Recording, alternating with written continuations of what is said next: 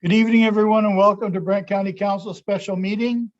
We're going to take attendance again, please. I'm going to start with Councillor Wheat. Present.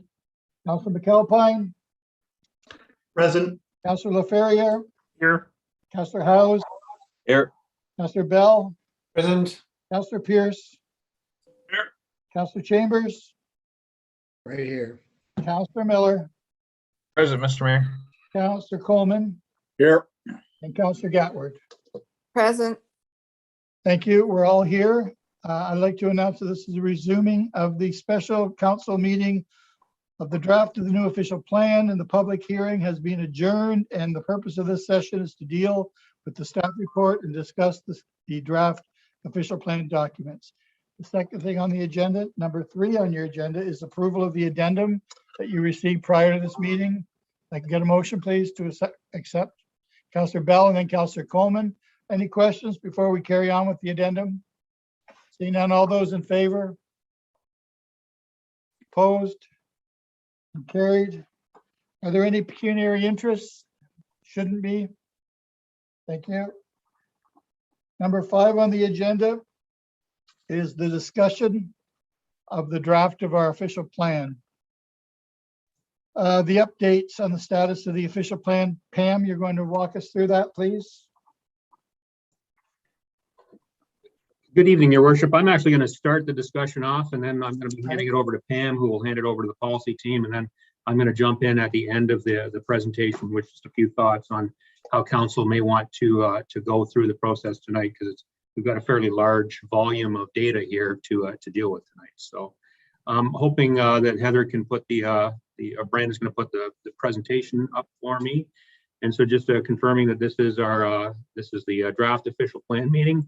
And tonight, staff would be looking for direction from council for us to finalize the official plan. And again, as I mentioned, I'm going to make a few suggestions at the end of the presentation on how I think council may want to go about the evening, but I'll get to that in a second. So if I could get the next slide. So, Your Worship, I'm just going to talk a little bit about why we are here this evening, and then I'm going to turn it over to the Development Services and Policy Planning team, who can certainly get into a greater amount of detail. But the reason we're here tonight creating a new official plan is primarily because strategic priority in the strategic plan that council approved back in September of 2019 was to undertake a new official plan. One of the first strategic priority in that strategic plan was sustainable and managed growth. And indeed, the first goal of the objective in our first objective in our strategic plan, objective 1.1.1, was to do a new official plan as opposed to an update to our existing official plan. So that's one of the primary reasons why we've gone through this larger exercise than we might have if we were just doing an update to the existing official plan. Another reason is provincial conformity. The growth plan for the Greater Golden Horseshoe does require municipalities within the Greater Golden Horseshoe to enter into conformity with the growth plan, but by July 1st, 2022. So we have a provincial target as well to meet. But another reason is that we've got community feedback, and we certainly heard a lot of feedback when we did the strategic plan that I talked about back in 2019 about growth and development in the community, and a perception that our existing policy framework was not meeting what the community wanted. And so that's another good reason to do a new official plan. And finally, in terms of staff who have to implement the strategic plan, we felt that we didn't have an adequate enough toolbox in our current policy framework to help manage development in the County of Brant, based on feedback we've received from both the public as well as from council. So that's why we're here. And I think it's a good reminder why we've gone through this very long process to think back on these drivers and why we've been going through this exercise. And so with that, Your Worship, I'll turn it over to Pam, who will take us through the next couple slides. Thanks, Michael. Welcome, Pam.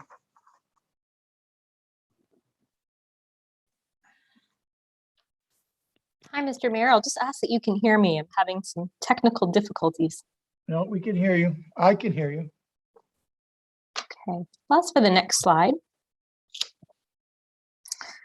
So I just wanted to give a little brief overview of some of the things the policy team has done in terms of public process. And the policy team has definitely gone above and beyond the Planning Act requirements for public engagement through the official plan. This slide is a snapshot of how we gathered information and what's happened since November 2019. As the COVID-19 pandemic escalated in March 2020, we were no longer able to hold public meetings in person, and staff transitioned to a virtual engagement platform. And these things included Engage Brant, which was had about 870 registrations. We had a website landing page, which we have obtained approximately 100 views per week. Monthly email circulations with about 220 subscribers, topic videos and publications with over 16,000 views, and 6+ virtual town hall sessions. We had Engage With Us surveys where we had about 800 respondents, a draft official plan survey with 115 respondents, and 3 county-wide mailouts reaching approximately 14,000 households each. And of course, we also gathered information from council meetings, everyday customer service inquiries, through ongoing development applications and trends, through literature reviews and our development industry workshops, social media, GIS analysis, consultation with other municipalities, and through important studies like our land needs analysis and our municipal comprehensive review. We also heavily engaged with community stakeholders and community groups like the business improvement area and our development industry. We reached out to high school and elementary schools, and we even connected with the County of Brant libraries. And of course, we had excellent and thorough engagement with our local Indigenous communities of Six Nations, of the Grand River, and Mississauga of the Credit. And these comments and inputs were especially invaluable in how staff shaped land acknowledgement policy and for cultural significance and archaeological resources. So I'd just like to take a moment to thank everyone who engaged with us in the official plan process and who continue to engage with us in this process. It is definitely your comments and feedback that shaped the County of Brant official plan. And with that, I'll turn it over to Jen to talk about some fundamental assumptions. Thanks, Pam. So I'm just going to do a quick recap of how we are here tonight. As Michael led us out tonight, and then Pam talked about some of our consultation efforts, or if you can believe it's already been 2 years into this process. And when we started in November 2019, the growth plan conformity date of July 1st, 2022 seemed quite distant away. And we thought, well, we've got quite a bit of time to lay this out. And then, of course, as Pam just mentioned, how we changed our consultation and engagement processes, obviously because of COVID. And it's hard to believe how we're still here today virtually. And as some of the councillors you've already remarked, and our Honourable Mayor, about how we've engaged, and it's been challenging. And noted last week, we've had to really roll with it, as we'd have to say, and also tweaking as we go. In November 2019, I presented a consultation and engagement strategy to you, but it was really based on a very standardized public meetings in person, which we do miss. I miss seeing people in person, definitely, and we've definitely had to morph how we've done this. But trying to reach out in a virtual world's been challenging, but we've tried to do the best we can, and we've really had a great response. So some of the things that we've laid out, and as we came to you sort of about just over 1.5 years ago, is council as yourself directed, there's so much information to say, can we have it in digestible pieces? And laying out already our 9th special meeting of council in the last year, to look at all the different municipalities and how they've laid out their process. We've actually been given a lot of positive feedback, even from the province, about how we've done this in bite-sized sort of pieces throughout the last year. So some of the assumptions that we've made to the draft official plan with our growth management forecasting, our land needs assessment for residential, and then employment, which were presented in March and then in April of this year, and then with our policy directions, our draft municipal comprehensive review really has laid out a framework based on your direction to create a growth management strategy for the county, which is one of the #1 goals of the strategic priorities of council, but also what's actually provincial direction. So some of the things that we've actually laid out in the draft official plan and our draft MCR, such as having a surplus of residential lands, not only in our primary urban settlement areas, but also in our rural areas as well, but also noting that we really do have a shortfall of employment lands, especially these prestige, fully serviced, ready to go lands. And how do we create economic opportunities to meet our job targets? How do we make the county of Brant prosper? And as we say, how we make it to people so people can live, work, and play. So we've heard loud and clear from our residents, not just in sort of where the more concentrated areas of our towns, but also our rural areas as well. Definitely the #1 thing, besides slow in managing growth, not just in Paris or St. George, but all over the county, and what that means. How do we lay that out? Also, we've improved housing affordability. How do we do that? Those assumptions laid out. And especially in terms of active transportation, how do we get people moving, maintaining our small town character, but also protecting our farmland and our agricultural systems, as we'll note in the presentation later, and also our natural heritage system.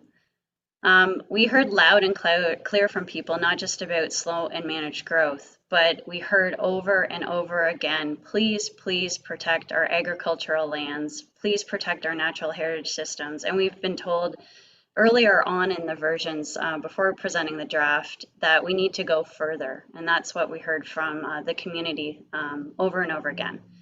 And definitely through studies that are ongoing together with the official plan, which includes the transportation master plan, which has these assumptions to solve the parking and traffic issues and transportation integration throughout the greater Golden Horseshoe that impact the county. And also our infrastructure in terms of water and wastewater servicing and what's to come in the future. And of course, as I mentioned, in terms of job creation and creating those economic opportunities, and one of the #1 priorities for the county is the agri-food network. So those are some of our assumptions. And next slide.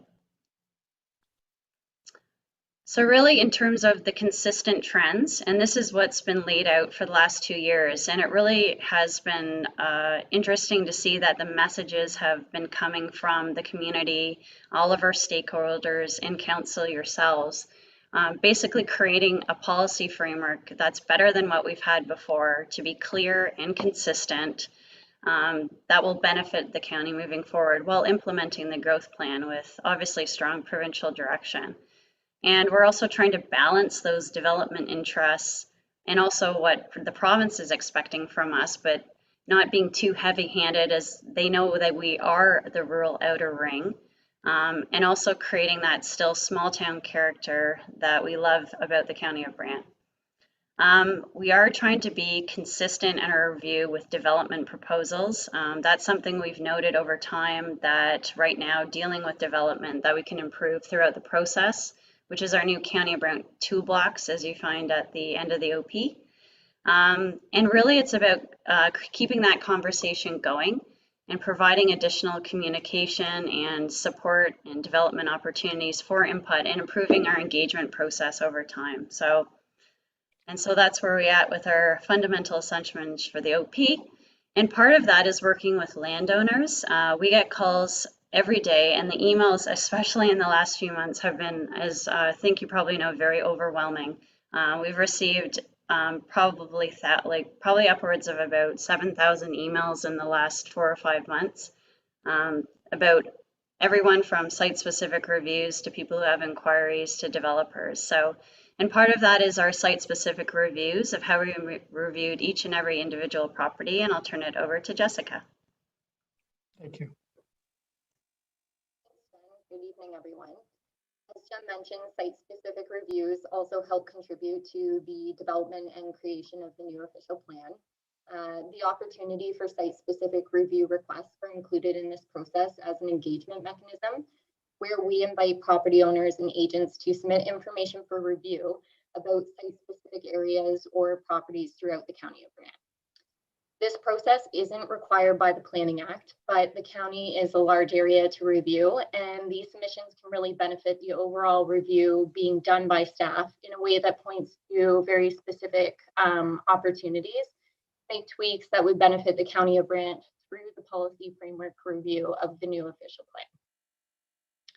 So we provided a deadline to any applicants that wanted to submit of April 30th, 2021 to coordinate the reviews with the overall OP process.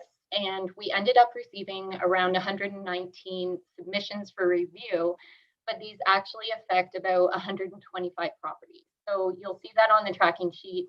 Some properties are lumped under consistent numbers just because it relates to the same proposal or request that's being asked. The intention was to review these to address policy and mapping consistency, errors, omissions, and other possible cleanups or housekeeping adjustments that needed to be made, and determine their merit. So not necessarily to facilitate development requests. That is a process that's better suited for development applications under the Planning Act. Property owners were notified as to whether the proposed policy framework supported the request or not. This also allowed for any requests that were not supported through the proposed policy framework to actually make an application under the current existing official plan framework and hopefully have their development request reviewed by development planning and determine as to whether or not it complies with the current policy framework and whether they can move forward under the current OP and possibly have an application approved prior to the new official plan being approved and coming into force and effect. These reviews are a high-level policy vehicle that supports land use on a county-wide level, so not necessarily, again, for the benefit of individual stakeholders or developers. Some requests require more in-depth review. Again, those are better facilitated through development applications on a site-specific basis through Planning Act process. And staff have provided an analysis on all of these requests that were received. We've compiled these, we've detailed and documented them within the tracking sheet provided to council and as part of the agenda package. And we've also identified whether or not the requests actually conformed with the proposed policy framework set out within the new official plan as well, and whether or not those requests have been actually included. So with that, I will turn it over to Brandon.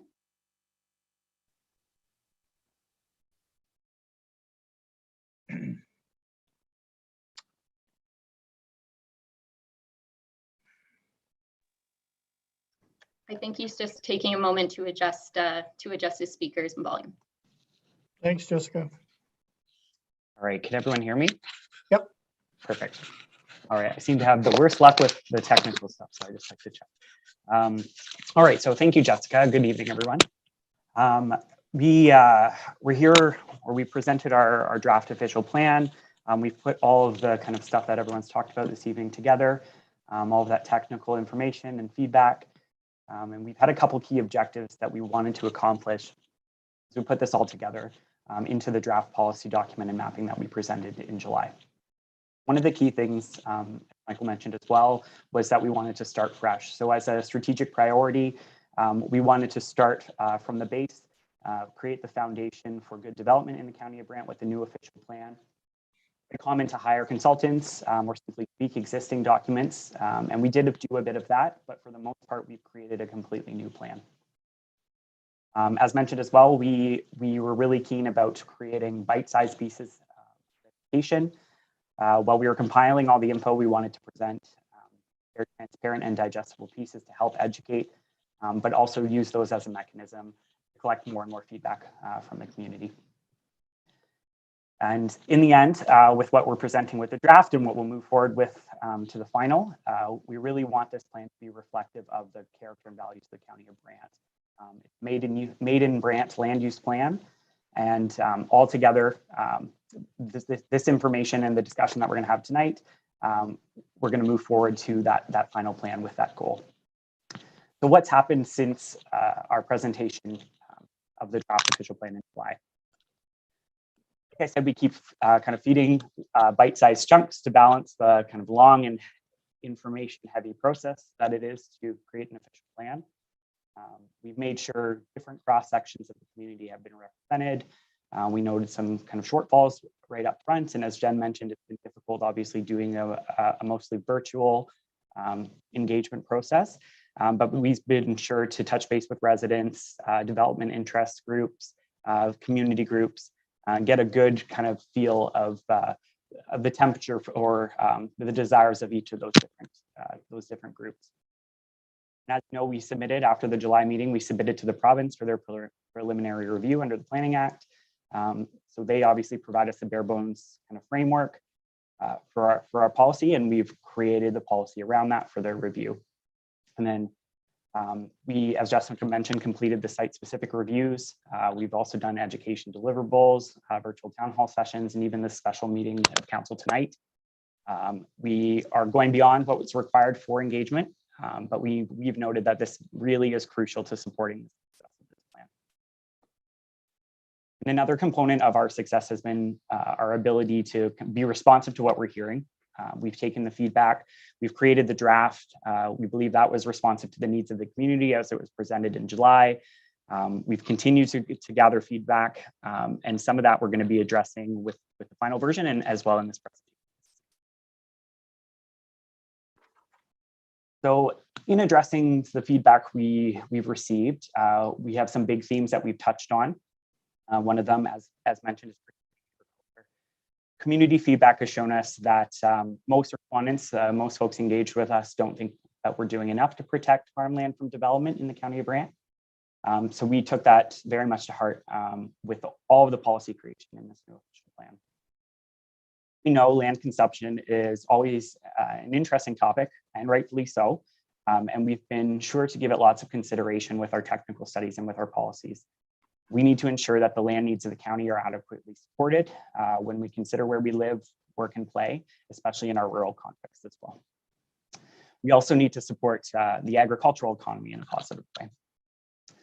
So throughout this process, we've been balancing a number of things we've heard.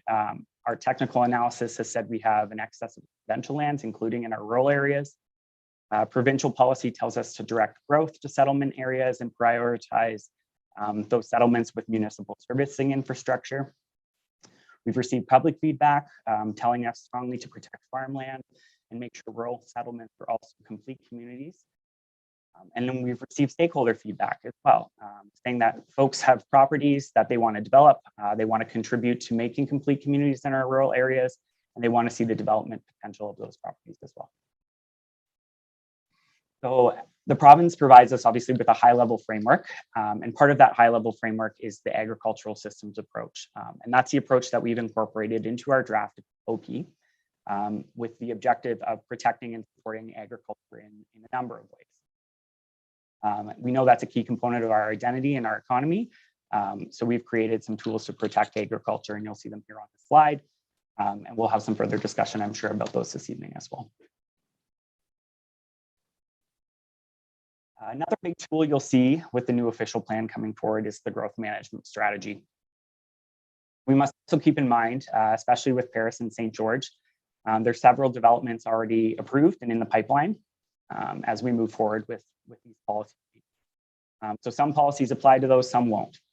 So it'll just have to be an education piece that we make very clear to the public about how we move forward and make sure that regardless of the approval for the application or for the development, we can still really make it appropriate for the county of Brant. So as we consider newly proposed developments, the growth management strategy will provide a proactive approach to managing our growth, ensuring that in addition to planning, servicing, and financing, our municipal objectives are being accounted for as well. So this strategy will support our access lands policy that we've heard a lot about, servicing allocation, and coordinate growth at a pace that we believe will be appropriate. Another one of the stronger tools that the policy framework for us with this new official plan is a comprehensive design manual. And I suspect this will be a large project with some great public input in the future. But the purpose of a design manual would be to provide guidance on meeting policy objectives for proposals and for development. So we'd be able through this manual to create standards for things like walkability, density, community character, sustainability, accessibility, and use those guides to provide more detailed direction on the design of buildings, public spaces. Lots of community input will be sought to create these guides. We'll break them down. We'll have some good conversations. Hopefully we can get back into the community in person, have some design charrettes, and actually sit down with community members to see what they'd like to see designs and development look like in the county of Brant. And the community will help craft the guidelines, and then they'll primarily be used by our development community to demonstrate how the proposals incorporate these applicable guidelines. So this will be a key implementation piece to our complete communities framework, promoting gentle density, walkable communities, and opportunities for future input on design and development.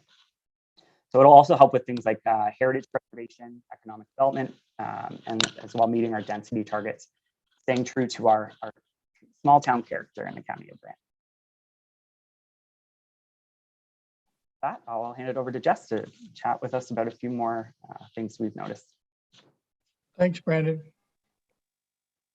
Thanks, Brandon. So as Brandon mentioned, building healthy and complete communities was one of our primary key focal topics of discussion in developing the new official plan.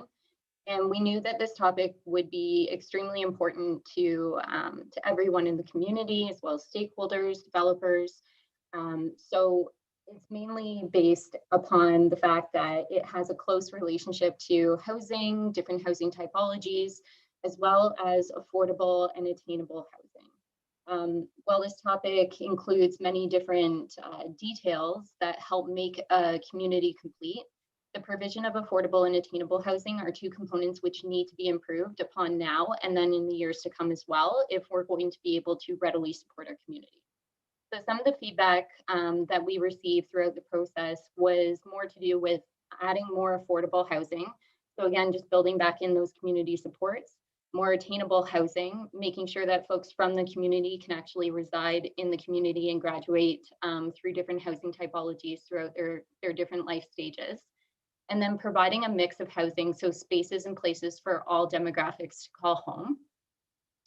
Based on this feedback, what we've done in the new official plan is built in some policies which include definitions to address exactly what both terms mean. So affordable and attainable housing have very different intentions, very different meanings, and the PPS and the growth plan provide some great direction on what exactly affordable housing is. But within the new official plan, what we've done is actually created a new definition for attainable housing, which is specific to the county of Brant. So that's one of our maiden Brant solutions that Brandon just talked about as well. We've also made amendments to the current official plan and zoning bylaw ahead of the new official plan being done to provide for additional residential units or ARUs throughout the entire county. And this was done in an effort to try and meet the community needs that we were hearing about for attainable housing options.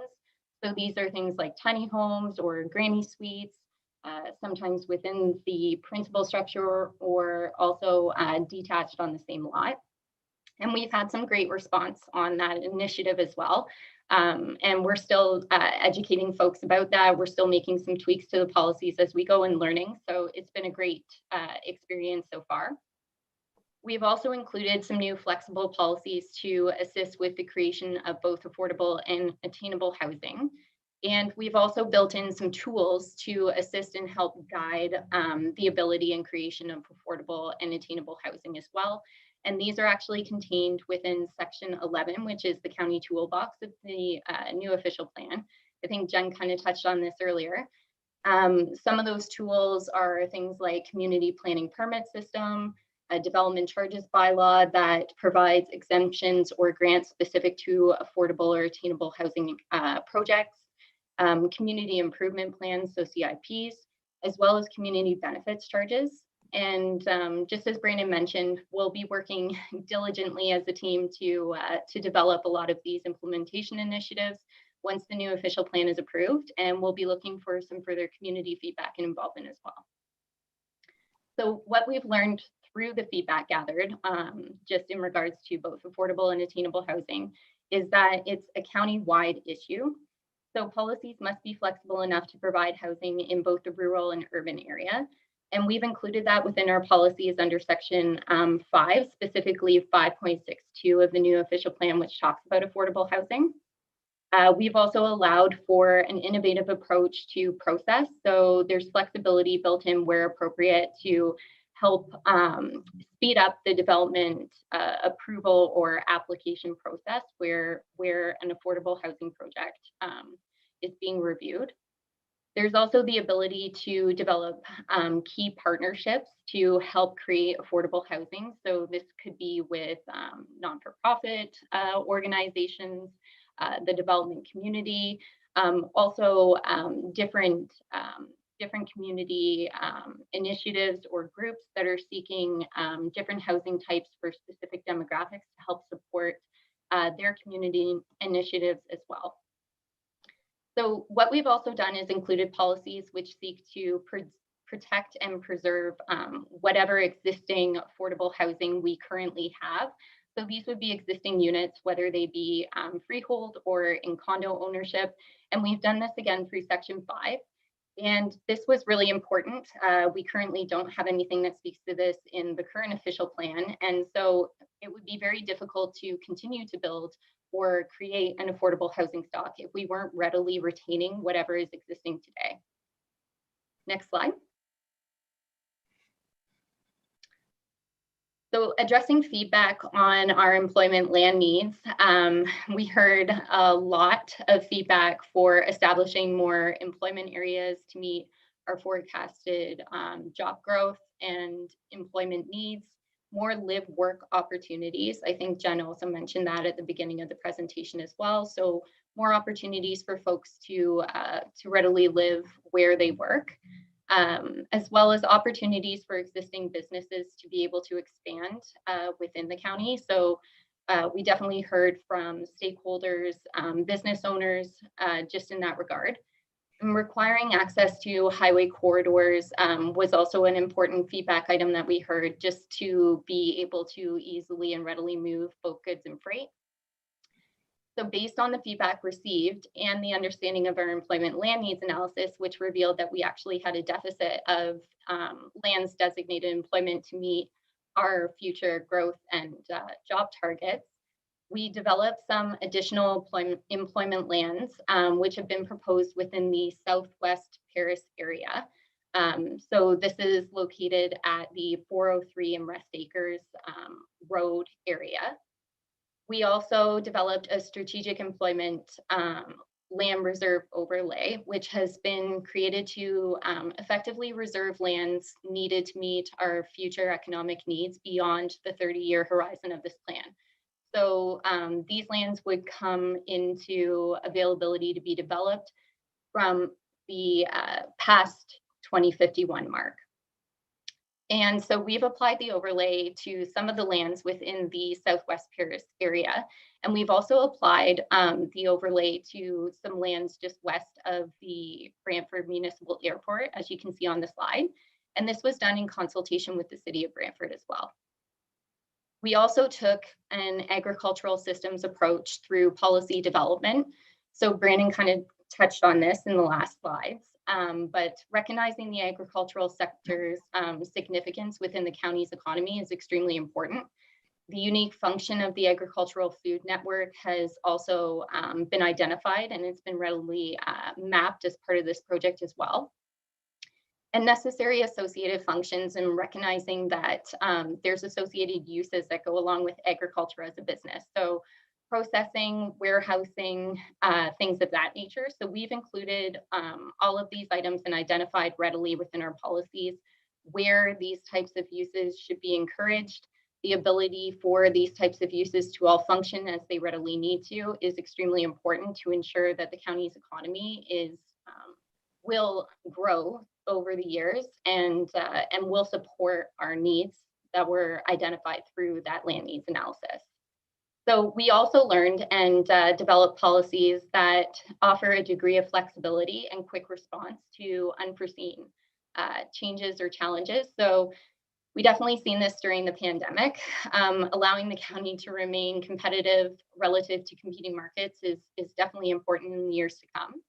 And we also seen an uptake in small businesses developing throughout the pandemic, which led to policies to help support startups as well. Next slide.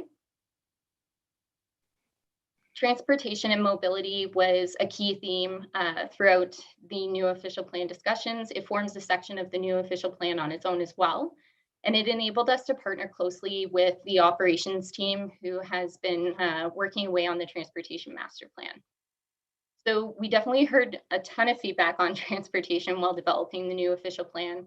Some of that was with regards to managing traffic, congestion in specific areas throughout the county, corridor design, addressing parking within specific areas of the county as well. We've heard about some of those issues, as well as safety concerns relating to active transportation. So just making sure that folks, if they wish to access active transportation methods, that they feel safe doing so. They won't be used otherwise. So, and we recognize that. So based on the feedback received, we worked with the operation team, as I mentioned, in aligning the new official plan with the policies of, or the official plan policies rather, with the new transportation master plan. Both teams supported one another throughout engagement for both projects, and the TMP will make recommendations to implement the policies of the new OP and improve transportation throughout the county. We've also, through implementation, designed or will design a comprehensive design manual will be created to provide standards and guidance for corridor development. So again, this goes back to making sure that corridors are designed well enough to incorporate all methods of transportation, make sure that folks feel safe, regardless of which form of transportation they choose to access. Dedicated funding has also been identified as a way to help assist in developing active transportation methods. So this will definitely help in the future, again, with those corridor designs and implementation for active transportation methods. And while the county does not have full public transportation services, we still needed to create policies that ensure larger urban areas are growing in a manner that supports the accommodation of public transportation and other sustainable transportation options in the future. And Jen also sort of touched on this at the beginning of the presentation. We need to make sure that even though we may not get a GO station right now, or see these types of public transportation being implemented readily in the next couple of years, we still need to prepare for them down the road and to prepare to connect regionally. So with that, I will turn it over to Michael. Thank you, Jessica. Thank you, Your Worship, and thanks to the planning and policy team for walking us through that. And Your Worship, and with Council's indulgence, I just thought I would lay out some thoughts on how Council may want to go through tonight's meeting. I think staff have outlined a process for the official plan that we believe has been both comprehensive and has included a substantial amount of engagement with a variety of stakeholders. And I think that the evidence of that engagement is included in the various packages that we've sent out to Council in relation to the official plan.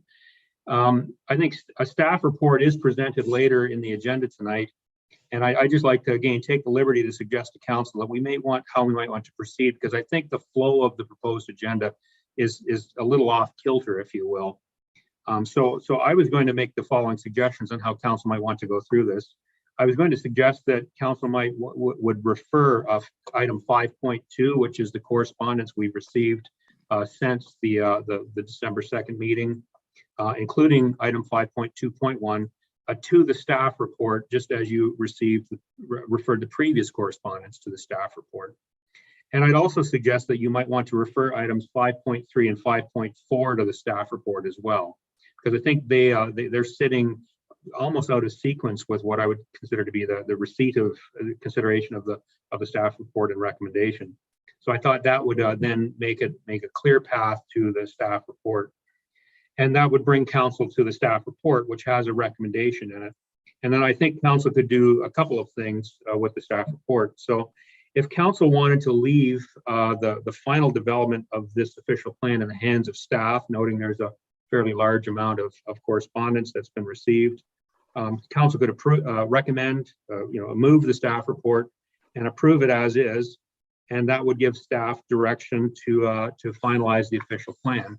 And that would leave dealing with all of the various correspondence to staff. But I thought I should be clear with council. I've talked to the policy team about how they would then be proceeding. And we should be, I think, clear with council about what we would, at the staff level, what the policy team would be doing.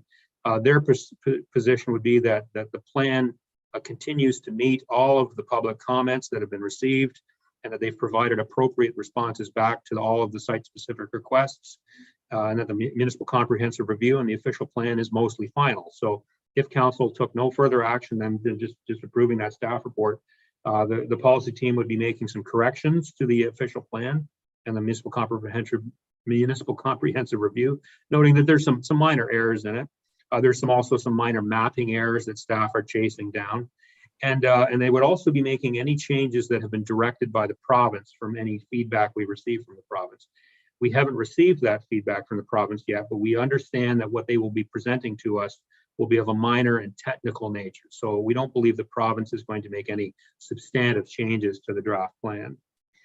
So unless otherwise directed, the policy team would not be making any more adjustments based on all of the site-specific requests or the public comments, other than those that have been indicated in the package. And it's a big flow chart that has all of the site-specific requests and other requests have been made. And other than those that have been indicated in that flow chart, which was amended and in your addendum package tonight, other than those ones that staff have identified as being recommended, we would not be making any further changes to the document. We would finalize it, present it to council in February. Now, however, if council wants staff to make adjustments, then we would suggest that they should do that. They should move the staff report and the associated recommendation, and then make amendments to that recommendation as staff direction to give staff further directions, and then consider a final amended recommendation. I think that would be a cleaner way to go about the process, other than maybe doing a bunch of recommendations first and then considering the staff report. That would allow council to if council wanted to consider some of the other site-specific requests that have been put forward, they could be made as amendments to the staff recommendation, or other things that council thinks they would like the official plan to contain. So if you think there's gaps in policy or other additions that you'd like to see in the official plan, you could move those directions as well. So I hope that makes sense to council. Of course, council can also do, to follow a different course if it want, but I just felt that might make the evening go a little smoother, again, because I think how section 5 is laid out in the agenda is a little cumbersome. But so hopefully that makes sense. I'm happy to answer questions about that, your worship, and I thank council for indulging me with those suggestions. Otherwise, our policy team is here this evening to answer questions, either now or when the staff report is considered. And I think we're all looking forward to a good discussion with council on moving through this critical step of a very important initiative that we've been working on for a couple of years. So, thank you, your worship. Thank you, Michael. So everyone heard what Michael had to say. He threw my complete agenda into a bit of a turmoil here, but we'll now move to, thanks, Michael. 5.2, which is the to receive all of the information documents. 5.2.1 included. Councilor Chambers, do you want to? No, you haven't got your hand up. Councilor House? Mr. Mayor, before we go on to that, would if members of council have any questions related to the presentation we just received, would you prefer to hear them now or later on when it gets to the staff report? Later on at 5.5, if we could hold off, just to get rid of the things that Michael thinks are going to make the meeting a little bit confusing. So okay, thank you. Yeah. So what, Councilor Chambers? Mr. Mayor, I'll try this resolution. I'll move that the agenda be adapted to the to suit the recommendations of the CAO. And that kind of endorses what he has proposed. And I think that that might be a little bit clear. And I have to admit, I'm not crystal clear myself on the direction Michael is suggesting, but I know it's with purpose and with merit. Yeah. Let's get a seconder for Councillor Chambers to get it on the floor. Councillor Coleman, thank you. So that would take us to 5.5. If this gets approved, we're going to vote on that, Councillor Chambers. And if your motion goes through, then we would end up at 5.5, and that would be all the discussion that I think everyone's anxious to have started. So are there any questions? Councillor Gatward, you have your hand up, and then Councillor Pierce. Thank you, Mr. Mayor, through you. The question I have is regarding some of the new correspondence in the addendum tonight. There was one item I read regarding traffic and safety concerns on a major route in the county. And certainly that's part of the master transportation plan. But would that type of correspondence be also forwarded to the operations department to be dealt with more expeditiously? Yes, all the correspondence, including 5.2.1, will all go through staff, and every one of them will be addressed by staff. But more than the planning department, though. Yeah. Yes. Thank you. Yeah. Councillor Pierce. Thank you, Mr. Mayor. So just to be clear, the way I'm looking at this is more or less what we're doing here is we're taking all the correspondence from 5.2, 5.21, 3, and 4, just moving it to 5.5 so we can discuss them all at once. I think that's where we're going here. Yeah, I think if we start to fragment things now, we'll just never get anywhere. I agree. No, I think it's a good move to just get them all on there, and then we just have questions all in one round. So thank you for that, Michael. I think if we can just skip to end up landing on 5.5, we'll be in a better place. So it's on the floor. It's been seconded. Councillor Laferriere. Just want to confirm that's when we'll have the discussion and deliberation then. Yes, it is. Okay, thank you.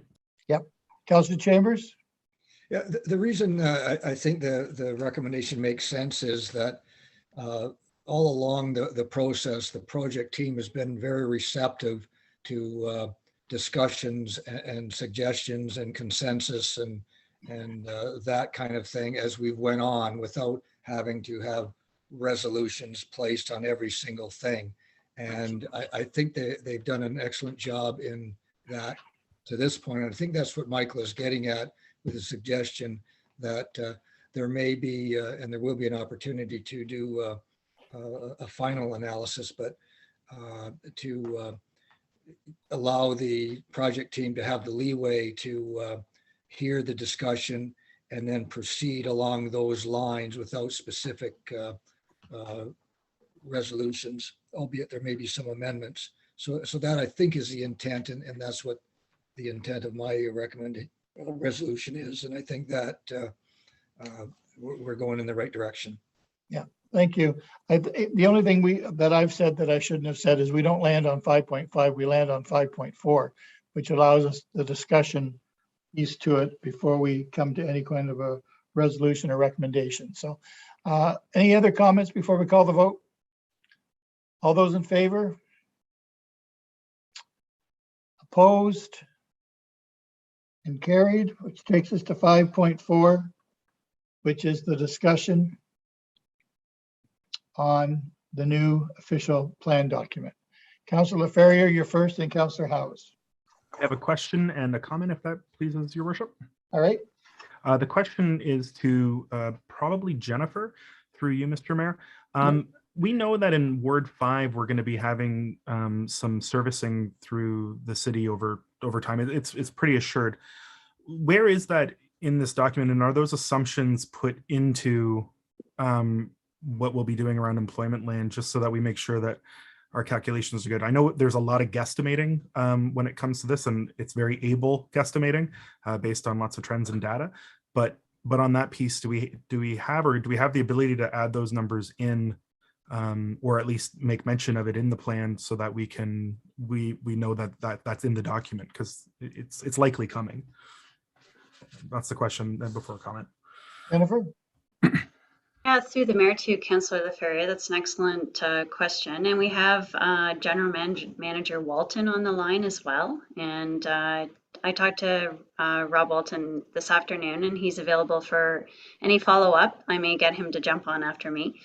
So if you're talking about the expansion of the employment lands as well, so those assumptions are already being calculated. So we've given the operations teams, in terms of the Paris Master Servicing Plan, the actual land size and value in terms of that, and that's included in the water tower that's proposed at the corner of Rust Acres and Power Line Road as well. So the operations team, under direction from General Manager Walton, is looking at those figures right now for the upgrades. And I know that GM Blue Plan, Julian Bell, he's got that information. But I could get Rob Walton to just jump on just to confirm that he's available. Mr. Walton?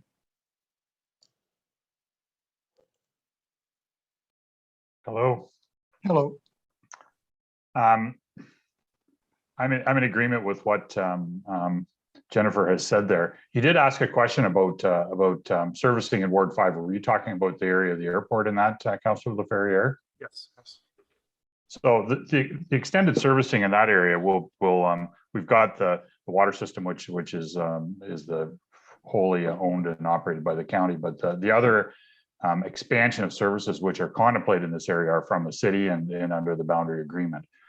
There was a report done to council some time ago which talked about our strategy for implementing the boundary adjustment servicing, which the council agreed that we would concentrate on Kingsville and doing the servicing study there and the expansion of services there before we actually considered them at the airport. So a lot of this work there will be some time away, is my anticipation. For you, Mr. Mayor, on that Canesville piece as well, are those being calculated into possible employment lands when we look at the likelihood of servicing? Because that's in the expansion agreement.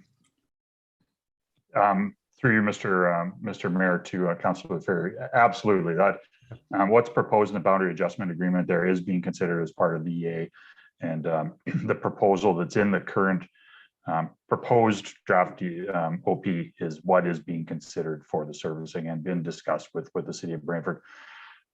We go over to the west side there by the airport. There's still a lot of work to be done there, and that'll take some period of time. Okay, thank you. That was my question. My comment is just that, I mean, we've had thousands and thousands of points of contact from the community over the last 2 years, nearly a dozen public meetings, and literally hundreds of smaller meetings between staff and individual council members, residents, stakeholders.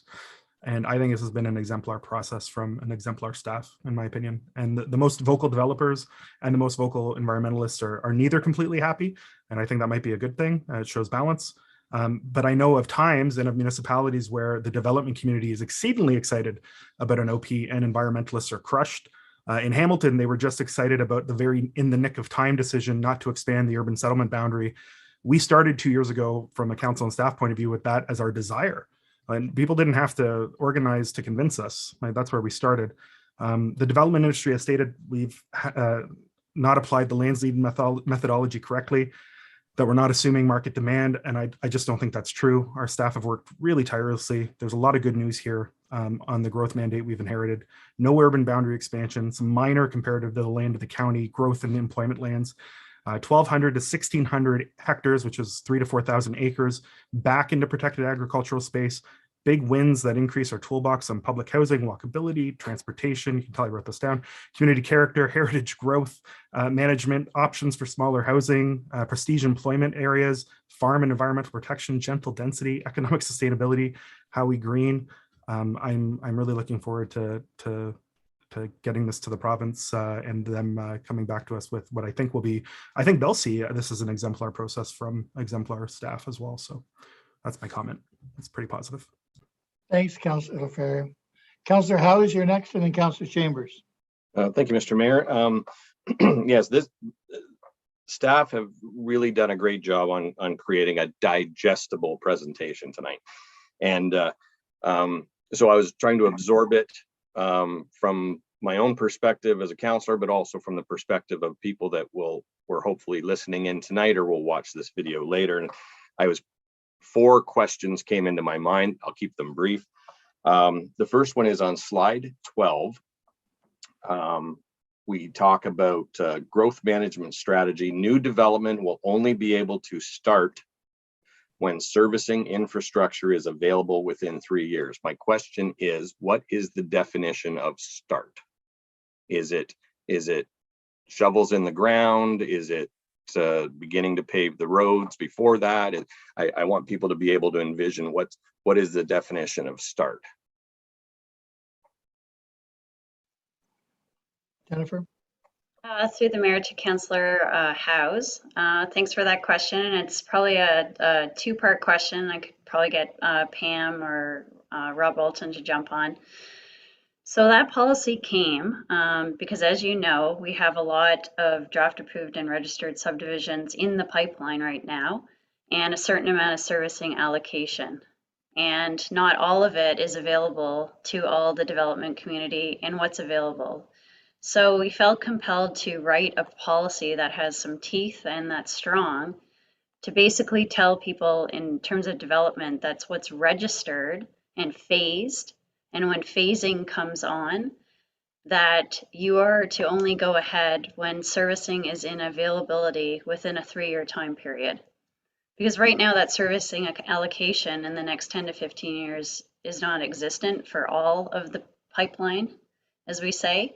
And we've had a lot of feedback, but most of this is tied into a lot of the questions the development industry has right now about our phasing of development strategy that's coming in the new year, which Rob Walton could talk about if there's a question, and also the servicing allocation policy, which will be updated. So it's definitely a policy that's got some teeth. Believe me, we've had a lot of feedback on it, but it's also in fairness to all the subdivisions that are lined up about who's first into the time frame. So so that's the way it is. It's not draft approved. It's actually registered with phasing coming online, as we say. So in our development services team, especially planning and engineering, so Matt Vaughn's team and Don Cunningham's team, they have these incredible spreadsheets and tracking charts along with Rob Walton's group and Alex Davidson in terms of drinking water, servicing, engineering. We have it all tracked on spreadsheets, and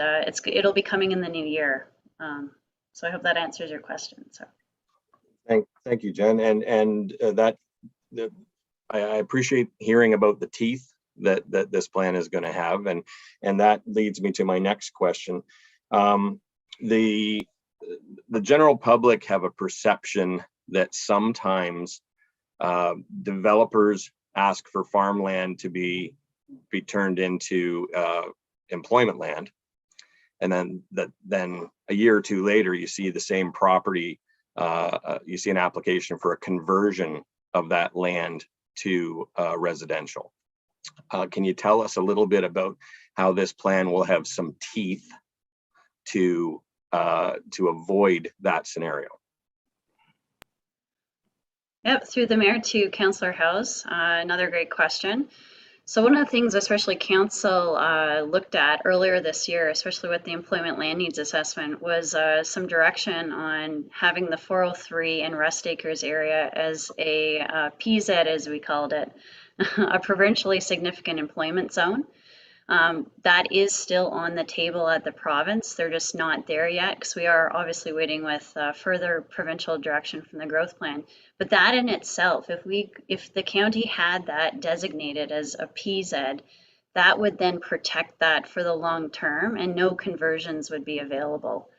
That's a huge tooth, as we say, a huge piece of policy that would benefit the county because nothing could be converted into residential basically for the future horizon. So that's the number one thing.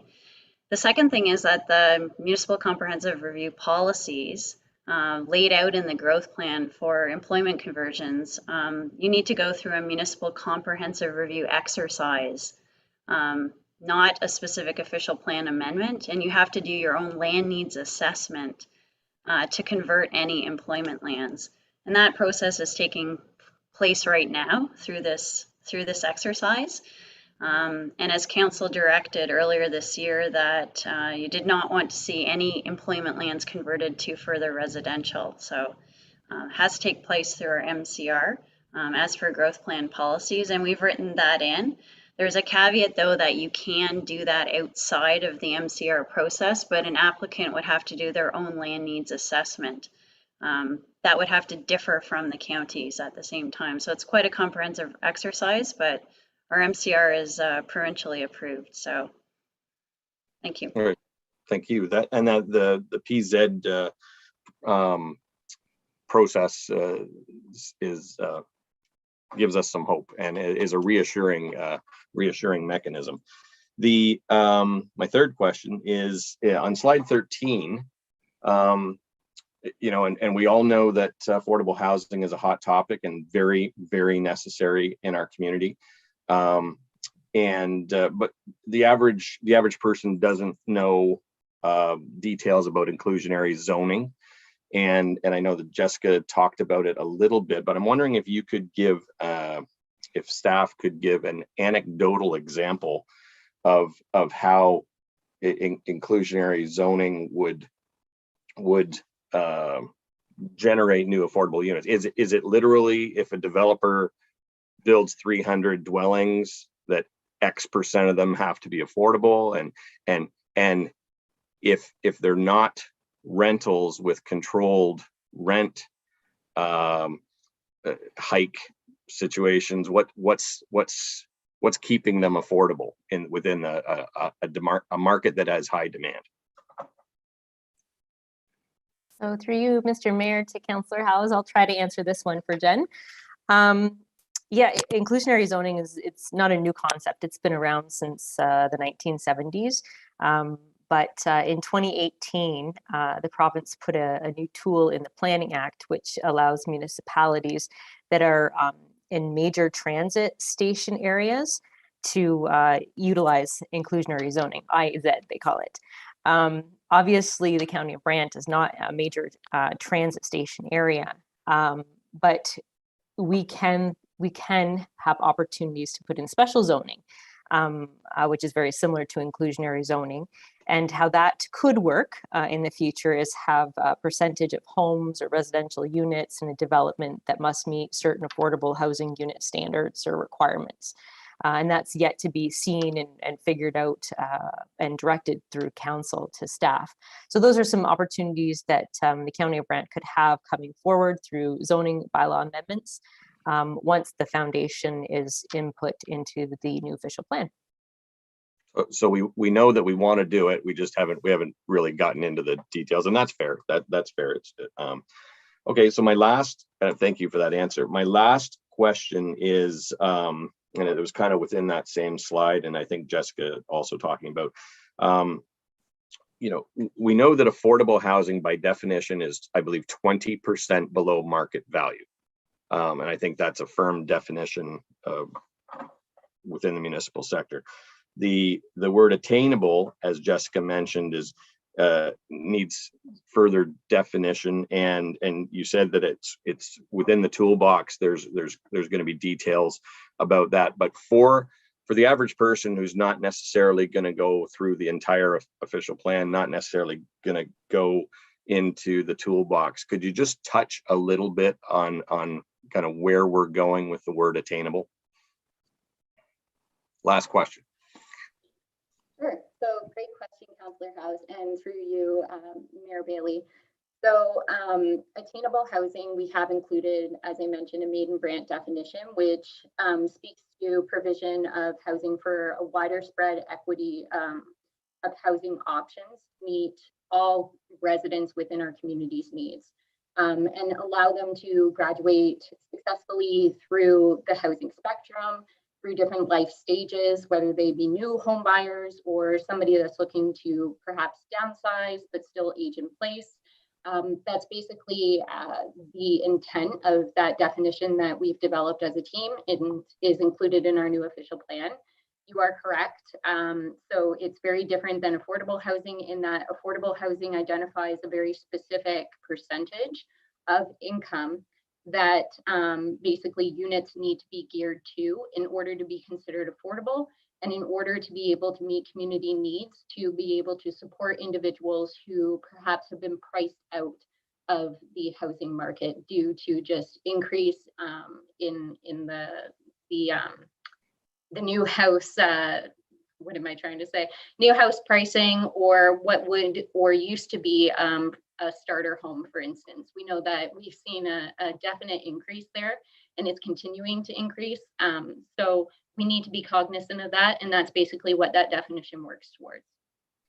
So Jessica, what I would consider modest homes might fall under the category of attainable.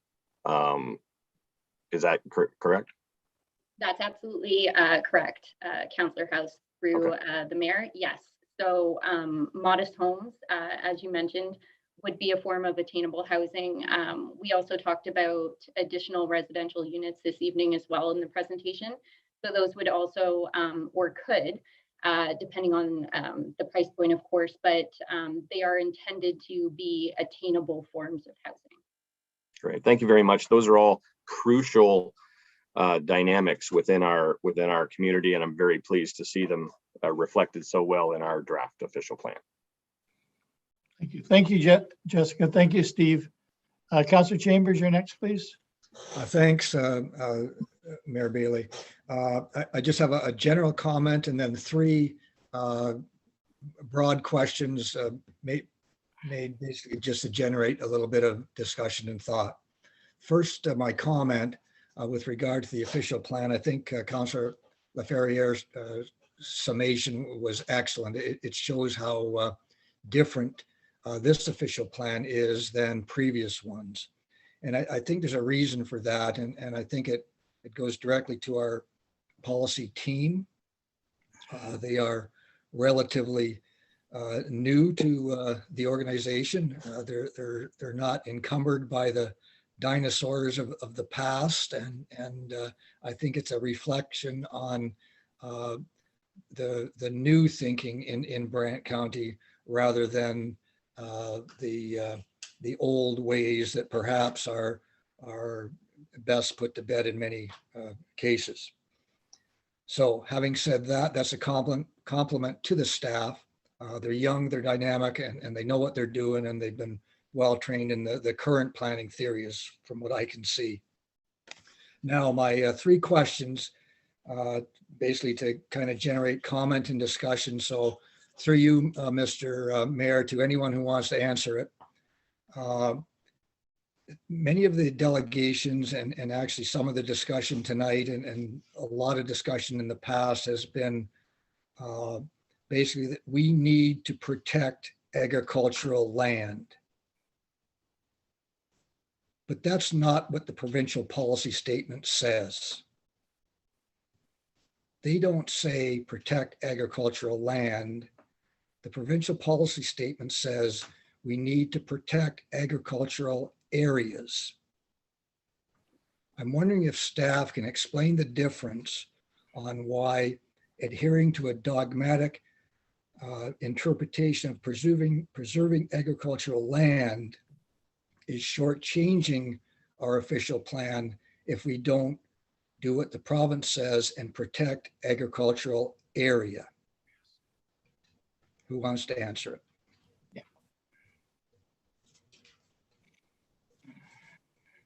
Uh-oh, Brandon. He's speechless. He is speechless. How about now? There you go. Oh, perfect. Okay. Through you, Mayor Bailey, to Councillor Chambers. Yeah, thank you for that question. So as we know, the province really is looking at implementing an agricultural systems approach, and kind of the idea of farmland versus agricultural areas. The systems approach really does zoom out from that. So we do see that sometimes there might be some benefit for using what we maybe have as farmland right now for other purposes. And those can really benefit the agri-food network and the agricultural economy in the end as well. One of the examples, or a kind of a larger example of that, may be the boundary expansion that we're considering for employment uses in Paris. We know that agriculture is a large part of our economy, and we really are pushing for more agriculture or more employment land. So maybe that becomes a bit of a hub for some agri-food network or agri-economy businesses, right? There's options there that we can kind of try and balance. As you mentioned too, so the difference between kind of an agricultural area versus the farmland itself, the approach of the county, at least in the new official plan, is that everything outside of the settlement area boundaries would be considered our prime agricultural area. So regardless of the soil classifications, we're creating a continuous land base for agricultural purposes. That may include some residential uses, employment uses, open space uses, natural heritage. There's quite a lot of components to it, but all in all, it makes up that system. And then, as we say too, the farmland that we're looking at protecting, we are looking at including an additional schedule that talks about soil classifications. That was mentioned by a few delegates in the previous portion of this meeting. So we are kind of looking at each of the individual components, but zooming out as well, noting that both kind of perspectives are very important. It's a matter of finding a balance of the two. Councillor Chambers? And that's an excellent example. And our official plan reflects agricultural area, which is going beyond preserving agricultural land, which obviously is very, very important. And I'm not minimizing that, but even farmers have to have barns and houses and paddocks and pastures that utilize agricultural land, perhaps not to grow crops or food, but to enhance the agricultural area. So that's we're on the right track there, and I commend the policy team for adhering to the provincial policy statement that says to protect agricultural areas. Second question, if we were in Lanark County, this might generate a little bit more discussion, but almost all properties that we're designating are properties owned by people. And there's such a thing that is known as property rights. And in some areas of the county, particularly the rural areas, property rights are very important to people. So who wants to answer, is our official plan taking away people's property rights? And if not, how do we explain that to the people that feel that no matter what, government should back off and property rights are important to people? Great question. Brandon? Very good question. Through Mayor Bailey to Council Chambers, I will try my very best to answer that. I'm not a lawyer, but I do have an understanding land use planning and planning policy in Ontario. Under the policy framework of the province, development is something that always requires a review. You don't necessarily have, I guess, as we would look at it, the right to construct something on a property or use it in a certain way unless it's been reviewed and approved. It's not a nice pill to swallow, I'm sure, for a lot of people, myself included. I'm lucky enough to be a property owner, so I understand the frustrations of having to deal with red tape. But I do believe, and I would say our policy staff believe we've tried to approach that the best way we can with the new official plan. There is flexibility in many of our policies, and where there would be the perception that rights are being removed, there would still be pathways for folks to have a review done to facilitate development in a way that's appropriate for the greater county of Brant. That's one of the objectives of the plan, is to look at the use of land from a very high level perspective. And we move obviously into implementation tools that can benefit individual property owners. But we're definitely, I would say, staff, especially as many of us live in the county, receptive to the idea of property rights and ensuring that there's a balance between the implementation of our policies, the provincial framework, and making sure things are easy and enjoyable, so to speak, or easier and enjoyable for property owners to do what they want to do with their property. Hopefully that helps a bit, but it is a big education piece, and that will definitely be something we'll be working on as we move forward with approval of the official plan. So I'll leave that. And actually, many of the policies within our official plan actually enhance people's property rights if you look close enough and have the right interpretation. My last question is maybe a little bit out of the ballpark, but one of the great features of Brant County runs from one end to the other through agricultural land and through our town, our major town. And it plays a large role in many ways in the county. And I don't see a lot of policy framework around the Grand River. Our former CAO once said that and it's very, very astute, we have to protect the river from the people, and we have to protect the people from the river. We don't have a lot of policy specific to the Grand River in our official plan in terms of overlays, in terms of land uses associated with the Grand River. I'm wondering if we should, or if we shouldn't, or if we could, what would we do? Who wants to take that on? Oh, okay. Yeah, I will call on Michelle to answer that question. Thank you very much. Good evening, everybody. Through you, Mr. Mayor. In terms of the Grand River, we've basically taken a broad, we haven't looked at the Grand River specifically. We have included policies that talk to the heritage designation, but we've more looked at a comprehensive natural heritage system, which includes the water resources system throughout the county. As part of that, we've looked at protecting the floodplain lands, which is a large part. If you look at the Grand River, the floodplain lands are quite large. So there wouldn't be development permitted in the floodplain except for the special policy area and the 2-zone area in Paris. So for the most part, the floodplain would be protected, as well as the valley lands. And on top of that, we've included a 10-meter setback. So we've included basically the greater. So you have to protect the greater of the floodplain, the erosion hazards. We've added a minimum 10-meter setback from the top of bank. You'd also have to probably do a geotechnical study. So if the slopes are quite steep, you might end up needing a 50-meter setback. Where maybe the valley isn't quite large, we've also added a provision for 30-meter setback on each side of the river. So really you'd be looking at a 60-meter wide corridor. So what we've done is we've taken minimum buffers, and as part of any development, they will be required to do an environmental impact study. I think much of the Grand River, it is threatening critical fish species. So as well, working with the Department of Fisheries and Oceans with any development that's close by. So those are, and they're far above the current official plan, in which we don't have any minimum standards. We ask for an EIS when you're developing within 120 meters.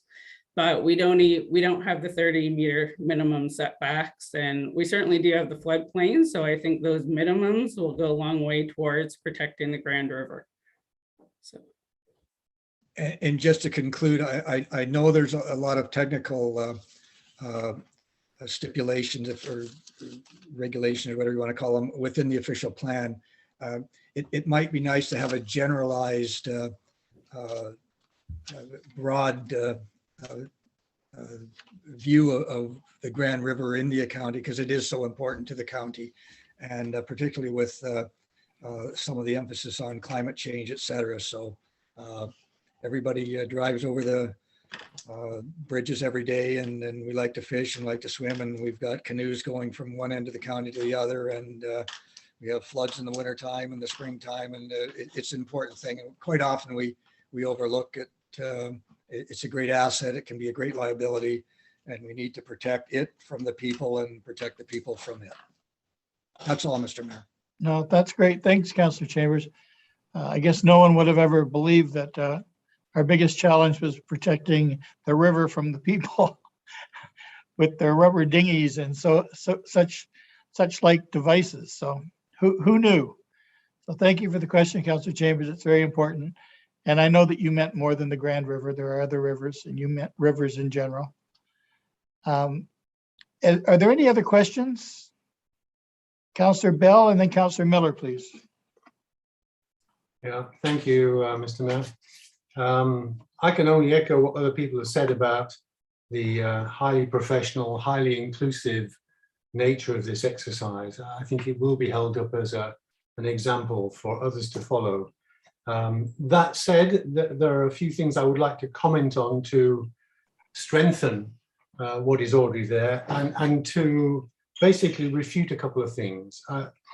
Let me draw two broad subjects. One is community feedback and the importance of being able to see very clearly in this official plan that the people that made the commentary have been heard. And the second one really is in relation to challenges to the integrity of the analysis and the assumptions that our planning team have used. There have been, I think, deliberate attempts to discredit the analysis, to make it appear that we have not done the work, when in fact I've got every confidence that the planning team have done a really very good job. And I'll come back to that in a second. Going back to community feedback, that there are 4 topics that struck me as areas that we really need to have strong commitments. If I think about the climate change emergency and the commitment we made as a council to become effectively carbon neutral in 2050, we don't know how much it's going to cost. We don't know how we're going to get there, but we are saying that's what we believe as a council and that's what we're going to target to achieve. So in the same way, walkability and active transportation stands out as one of the primary comments from our community. And it's not just Paris, it's county-wide. And I think we need to strengthen what we have put in the document today. And I've worked with staff to find some wording, and it takes the form of direction. And just a process point, Mr. Mayor, do we want to have such direction now, or suggestions of directions now, or do you want that later?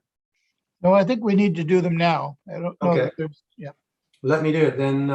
What I'm suggesting is that staff are directed to include a new policy in our new official plan, which initiates the development of walkability and active transportation networks, which commits to creating safe walking and cycling routes on all urban roads by the end of this planning period, so by 2032.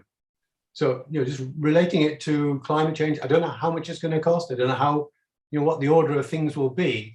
But I think we had such a strong feedback that we need to show commitment to responding to that feedback. So I can stop my commentary and take questions or take commentary from staff on that, whether that makes sense and whether there's a challenge from the other members of council to that. And then I can move on to the next point. All right, Michael, you popped on there for a second. Do you want to say something about the? Sure, Your Worship. Just to my earlier comments, I thought it would be cleaner for us to make those recommendations after the staff recommendation was moved and seconded. So those additions, just because I think otherwise that these may conflict with the staff recommendation that's been made as part of the staff report. So, but okay. I think it can work either way. My position would it be cleaner if we moved and seconded the staff recommendation and then made amendments to that recommendation or additions to it. So, okay, that's we can work either. We can work through either way. So. Yeah, no, I think you're probably right. So, Councillor Baum, you're just a little bit ahead of yourself. But happy to do that, Mr. Mayor. My second point, again, it's about feedback, traffic, and maybe this is more Paris-centric, but if there were two issues that came, two or three issues that came forward regularly, traffic was one of them.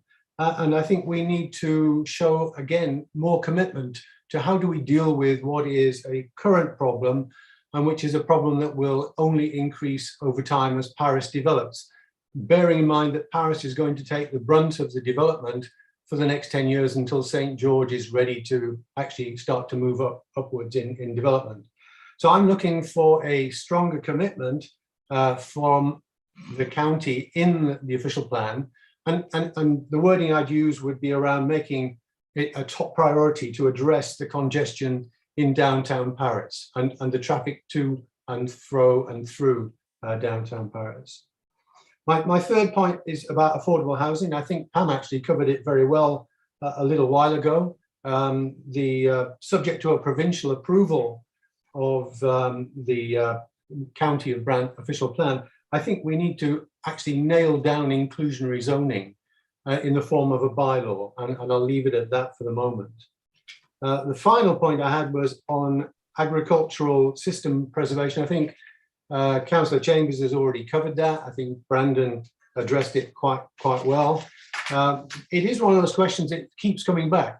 And Councillor Chambers quite correctly said it's not just about farmland, but the question is often posed about removal of farmland and its transition into employment and then potentially into residential.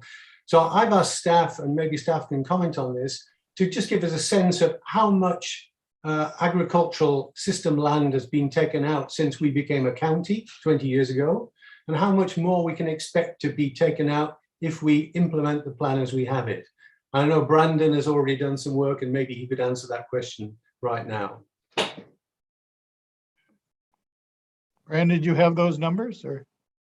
Through you, Mayor Bailey, I have a few of those numbers. We are still doing more of a comprehensive look at the rural areas, especially with respect to the land that's been taken out since or within the last 20 years.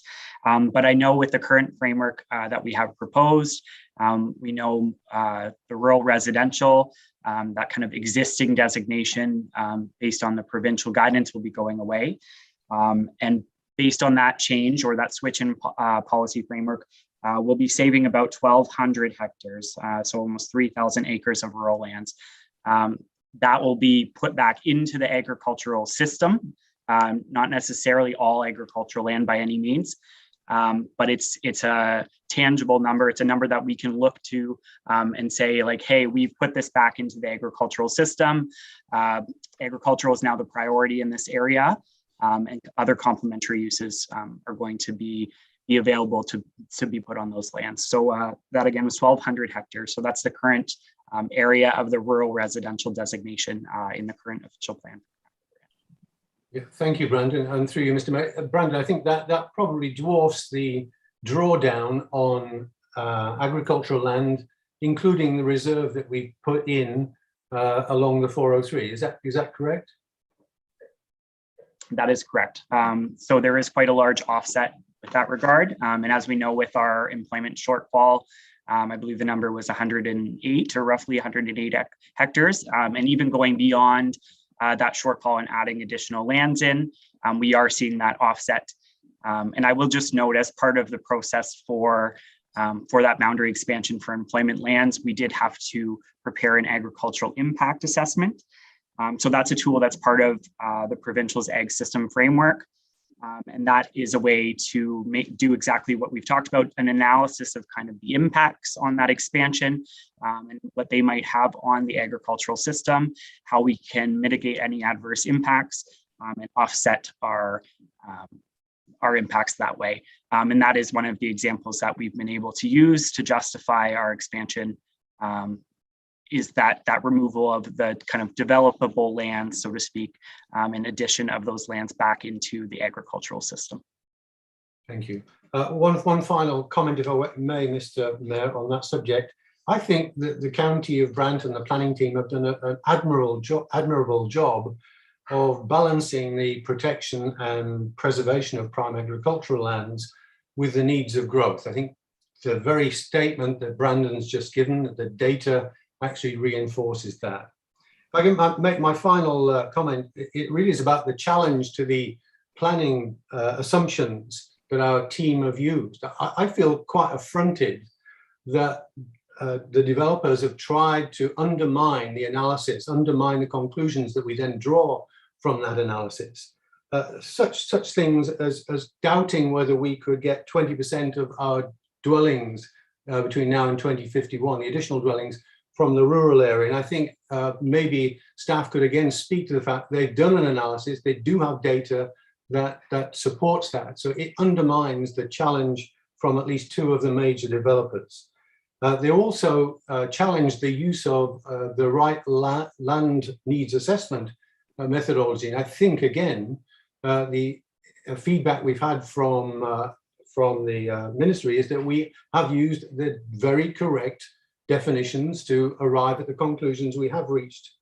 So I'm rather disappointed with what the developers have taken to in terms of tactics, not all of them by any means, but there are some that are deliberately trying to undermine, to the very point that they're actually saying that we as a council and a county are trying to deliberately miss the targets. And I take offense at that. And later on, I would like to make a motion that really tries to nail that down. Thank you, Mr. Mayor. Thanks, Councillor Bell. Councillor Miller, please. Thank you, Mr. Mayor, and I believe this would be the appropriate time. I don't have a specific amendment or, but I do have a request, in that is, I want my cake and I want to eat it too, but I guess we can't. And at the same time, we understand the official plan is rigid, but I don't want to see it so rigid that we can't do anything. And I don't know how we build flexibility in there. And I'll use an example in Ward 4, but I'm sure there's other examples throughout the county. And that's an employer that's been around for 45 years with a good reputation in the community, and they want to expand their business, and the surrounding area supports it. But I don't want the official plan to come in and say no and kneecaps them.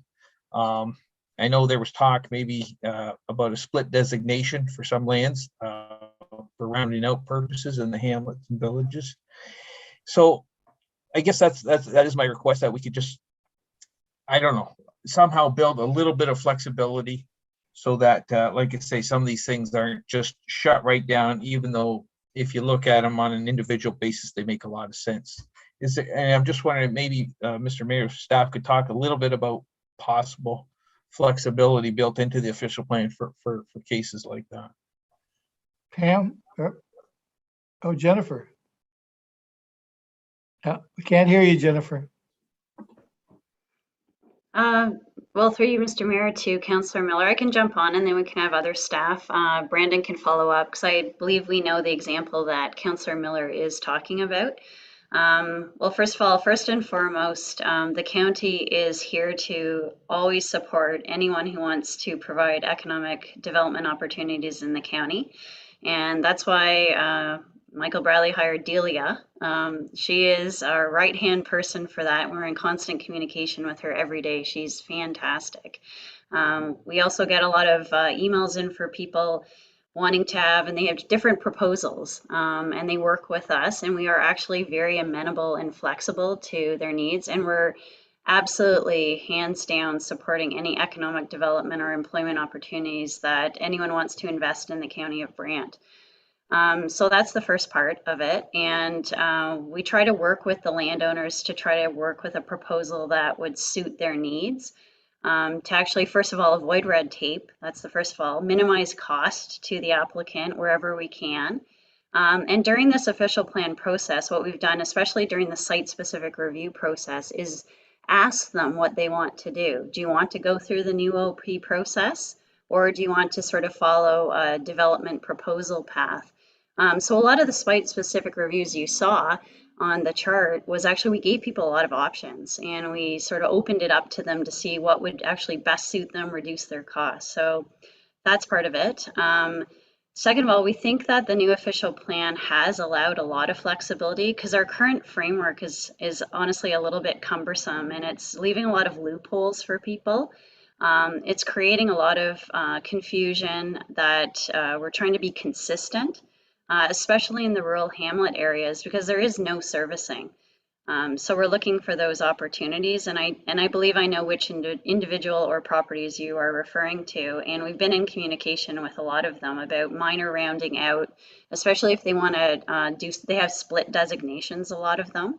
So we've been looking at a lot of mapping inconsistencies as well that we're trying to clean up and work with landowners. So those opportunities are definitely available for them. And as I said, that the new official plan, even with some tweaks to some boundaries, which I believe will be brought up shortly by some other council members. So we're looking at that. And I can get actually Brandon to just jump in about how those opportunities are going to be looked at, just about, or how we're rounding out those settlement areas if they are located on prime ag. They're currently located on employment lands in the rural areas, then that's fine, especially if they want to expand, such as Stubbies. They've put in a proposal which has been supported by ourselves off to the province. So Brandon can jump in for a little bit more info. Thanks, Councillor Miller. Right, through Mayor Bailey to Councillor Miller. So just to build on what Jennifer has said, regardless of the designations and the colors on the map, so to speak, in the new official plan, especially with regards to the rural settlements, what we are really pushing for is a complete communities framework. So if they are located within that rural settlement area, maybe there's some neighboring farmland that they might need to expand on. That option is there. We would have a review process specific to that option, as Jen mentioned, similar to a minor rounding out. There'd just be some documentations and studies that they would submit, and we would help them through that. And then we would do the review just to determine if the expansion is supportable. And obviously we would provide kind of our suggestions to make sure that we can facilitate that the best way we can. Compatibility will be a key thing, and whether that be with neighboring farmland or residential uses. Rural businesses always kind of have a bit of an extra compatibility lens to look at. But Jen mentioned Stubbies, and that's a great example of us using our policy framework to support rural economic development in the county of Brant. Yeah, I appreciate the answers. Because as we heard it, one of the things people talked about was, add local jobs. So like I said at the beginning of my comments, I want my cake and I want it to eat too. I'd like to see a strong official plan, and I think we all do. But at the same time, gosh, I think, you see one of these things come in and you think, well, what can we do? So yeah, I don't want to see it so black and white that nothing happens. And as long as, like you say, as long as some kind of a little bit of flexibility is built into this, it would be greatly appreciated. So I thank staff for the comments, Mr. Mayor, and I'll leave it at that. Thank you. Who's next, please? No other questions? Concerns, comments? Okay. Surprised, but okay. Okay, we'll move on then to 5.5. And that's the draft new official plan. Looking for someone to make a motion. Recommendation. Councillor Coleman and Councillor Miller. Councillor Coleman? Do you want the clerk to read the recommendation? Yes, please. And I do have a motion I want to bring forward sometime, Mr. Mayor.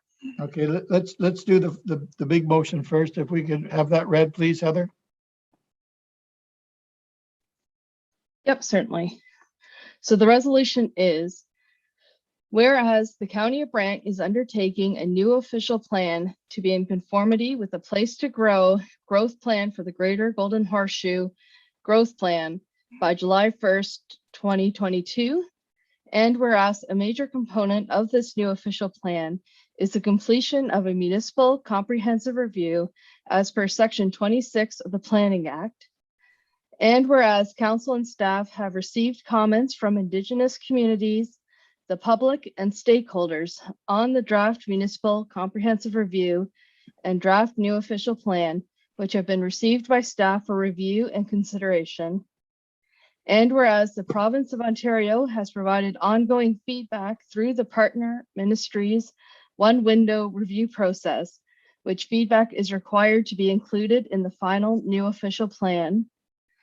Therefore, that report RPT 21317, which includes site-specific land use redesignation requests, draft new official plan comments, and major amendments proposed to the draft new official plan, be received by council as information, and that staff be directed to prepare a final municipal comprehensive review and new official plan as outlined, including a growth management strategy based on input received from the province, council, the public, Indigenous communities, and stakeholders leading up to council adoption in February 2022. Thank you, Heather. Okay, it's on the floor. It's been seconded. Comments, concerns? Resolute, no? Seeing none. Oh, Councillor Chambers? Just a comment in support of the recommendation, noting that I do not support any property rights being taken away as a result of this, and that was discussed a little bit. I should say no property rights within reason are taken away, and that was discussed previously by one of the planners. And as well, the dogmatic approach to land, if we adopt the mindset of agricultural area protection rather than land protection, I'm supportive of that. And if staff can enhance that in any way, then that will be forthcoming, I would think. Thank you, Councillor Chambers. Are there any other comments before we call the vote? Knowing that this is your last, yeah, Councillor Coleman and Councillor Bell. Well, are you going to accept amendments to this right now, Mr. Mayor? Yes, sir. Then I have 3 amendments and or motions, and I do have a seconder and a Councillor Wheat. If you allow me to read these, Mr. Mayor. Okay, and they're all included in the one recommendation resolution? Pretty close. Okay, let's try them all together. Okay. This is concerning 143 Bethel Road and 183 Bethel Road. And the staff are directed to include the properties located at 143 Bethel Road and 183 Bethel Road in the Paris primary urban settlement area boundary expansion and be redesignated from prime agriculture to prestige employment lands to be shown in the county's final new official plan. First Thank one. you. Thank you. Okay. Second one. Yeah. Do you want me to read them all, or we just do one at a time? No, let's do them all at once and see if we can do that way. Thank you, Mr. Mayor. 299 Oak Hill Drive. Whereas a site-specific review proposal from 299-301 Oak Hill Drive was submitted to consider an expansion to the secondary settlement area boundary to Oak Hill Airport. Therefore, council directs staff to redesignate a portion of the property located at 299-301 Oak Hill Drive from prime agriculture to residential for the purpose of a minor rounding out to the settlement boundary to the Oak Hill Airport and forward to the province for review and consideration. That's the second one. Final one, Mr. Mayor. Yep. Final one, Mr. Mayor. Rural settlement area boundaries. Whereas the county of Brant has identified excess residential lands with both its primary and urban rural settlement area boundaries. Therefore, staff are directed to not reduce current rural settlement area boundaries. Thank you, Mr. Mayor. Thank you. All seconded by Councillor Wheat. There must be some comments, concerns. Everyone is familiar with all 3 of the pieces of property. Councillor Coleman speaking of actually 2 pieces of property and a zoning. Councillor Bell? I'm not really familiar with the first one or the second one. Is there a map that staff could show? Yeah.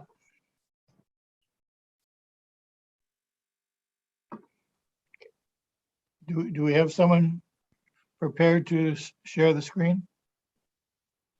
Through the mayor, through Councillor Bell, yes, I can share my screen if you would let me, or I can get Brandon to do it from his side. But I can just speak to the first one that Councillor Coleman has brought up. The first one, I believe, was it was a delegation made last week by Mr. Douglas Stewart on behalf of a landowner in Oak Hill. And it was one of the site-specific reviews. So it's in your site-specific review package. It's items 111 and 112. Yep. And we are not permitted to name the landowner. But it's also in the site-specific review package. There's a figure there, a map of Oak Hill, and it's shown there. It's next to Greens Lane there, near the airport. It's on the east side of the airport. Yeah. The site-specific review was for the property, but the delegation last week, they are considering and asking council to consider a minor rounding out, as Councillor Coleman indicated, for a very small portion of residential, and I believe that's the motion on the table. It is. So Councillor Bell, if you do have your package, it's in the package. If you've got it, you've got it? Okay, great, thank you. Yeah, page 109. Councillor Miller. Yeah, Mr. Mayor, I mean, I don't want to vote for Councillor Coleman's amendments, and I don't want to vote against them.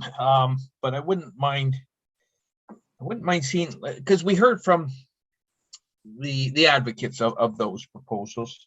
Yes.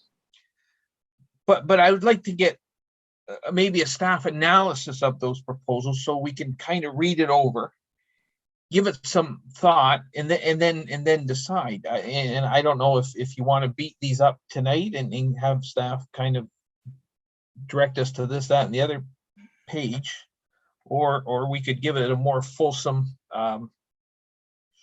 look at it. I prefer the more fulsome look at it, but I'll leave that up to you. But that's just my suggestion. Maybe we can look at these after we've seen, like I say, we've heard from the proponents. What's the staff response? Put the two together and then make a decision. That's what I'm suggesting. Would everyone feel more comfortable having this deferred to look at them more closely? It's on the floor and it has a seconder, so they're going to have to be defeated and then reconsidered. Or possibly deferred for one cycle. And then that way they can still be wrapped up into the February meeting. That's right. I don't know what Councillor Coleman thinks of that, but like I said, I don't want to support it, and I don't want to not support it, because I personally would like to give it a little more thought, because I did hear the proponents, but I know there's a reason staff have done what they've done, but I'd like them to maybe spell it out a little more. Councillor Coleman, how do you feel about that? Well, through you, Mr. Mayor, I'm not going to debate Councillor Miller. All these requests were made at the last public meeting that we held a week ago tonight. And that was the opportunity when we had to could ask questions of the delegations and whatnot like that.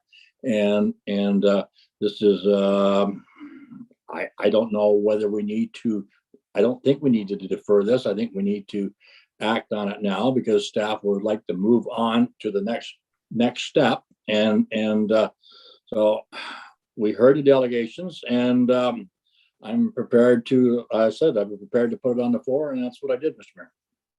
Okay, well, Councillor House, please, and then Councillor Wheat. Thank you, Mr. Mayor. I'm not quite clear on this process, because, and I'm not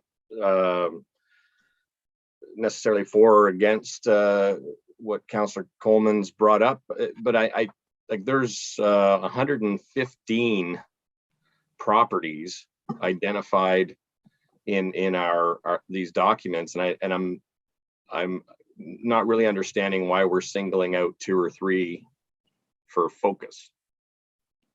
If they're already in the request list, I guess I'm not quite clear on this process. I guess I'm similar to Councillor Miller. Yeah, Michael, do you want to speak to this before I give my 2 cents worth?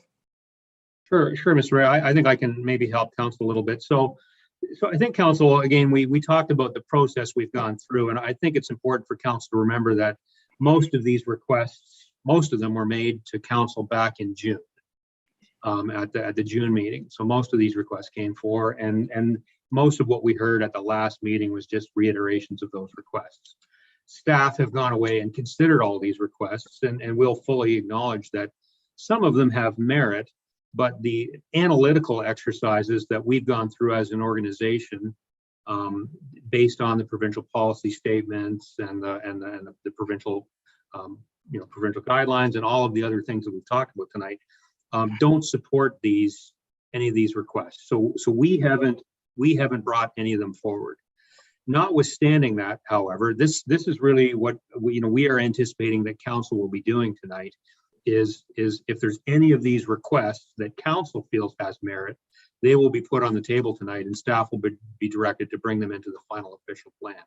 It's kind of I would say from our perspective, given that we want to finalize this in a little less than 2 months, we'd be looking for some definitive direction from council tonight to either the policy team would to either tell us to wrap this up or tell us to make some additions.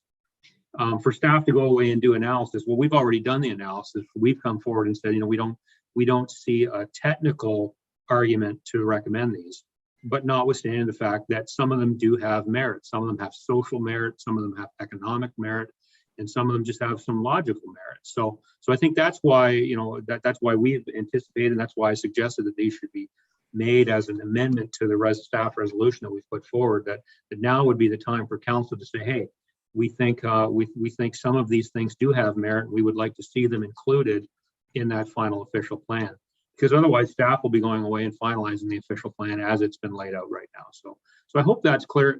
And again, it's important to think of the process. A lot of these requests were made back in June. Staff have analyzed them. We have responded to most of these applicants, and some of the applicants have come forward again or maintained that they would like these requests considered. And so again, this is, I think our perspective at the staff level would be, this is council's time to actually give some consideration to maybe some of these requests, because they may have merit outside of the purely technical analysis that staff have done. So that's my kind of layman's interpretation of where we see the process this evening. I'm sure Pam and her staff could maybe provide more detailed kind of thoughts on the process. Hopefully that helps. Councillor Howes. Thank you, Mr. Mayor. And respectfully, I get, again, and I appreciate the answer, the thorough answer from the CAO. If we're sending a message, if we're sending a clear message to the province on what our official plan is doing, that does, I guess I'm asking staff, does it dilute our message and our position if we're starting to cherry pick select requests? I'm still wondering about that as part of the overall official plan process. Pam, do you want to speak to that? Sure. Through the mayor to Councillor Howes, the quick answer is no. That's what this process, that's what the parcel tonight is for. And anything that council desires to be brought forward, like Michael said, above and beyond the staff analysis, we will take your direction. Thank you. Thank you. Councillor Gatward. Thank you, Mr. Mayor. These three motions, we don't have a copy before us, but I would like to see on a map the first one, which I believe was Bethel Road. I want to see where that is. And I also would like to hear the third one read again. All right. I believe that was regarding settlement areas. That's right. Yeah. Councillor Pierce. Thank you, Mr. Mayor. So the way I'm looking at this here, and I think I'll go back to what Councillor Chambers said earlier in regards to land rights here. We don't want it so restricted that people can't do what they want necessarily with their land. So I appreciate the fact that the list that we have here, staff have gone through and they've had the same, the same circumstances for every property they're looking at, which is fine. And I agree that's the way to do it. Everything is looked at the same. But to Michael's point, and it's been said earlier on tonight as well, some of these have merit to go through. So I agree that with what we're doing here is, people have said cherry pick. I don't think that's necessarily the the phrase that I would use. What I would use is the fact that we've gone through this list. We've looked at ones that we feel have merit in them to maybe be pushed through or not pushed through, depending on how the vote goes. But, you know, like Pam said, I think that's what tonight is for. They've got their list as to the criteria they've used that didn't meet it, but that doesn't necessarily mean that they're off the table. So I think I understand where Councillor Coleman's going here, and I think there's a couple others in there that potentially could be pulled out as well. So I understand where he's going.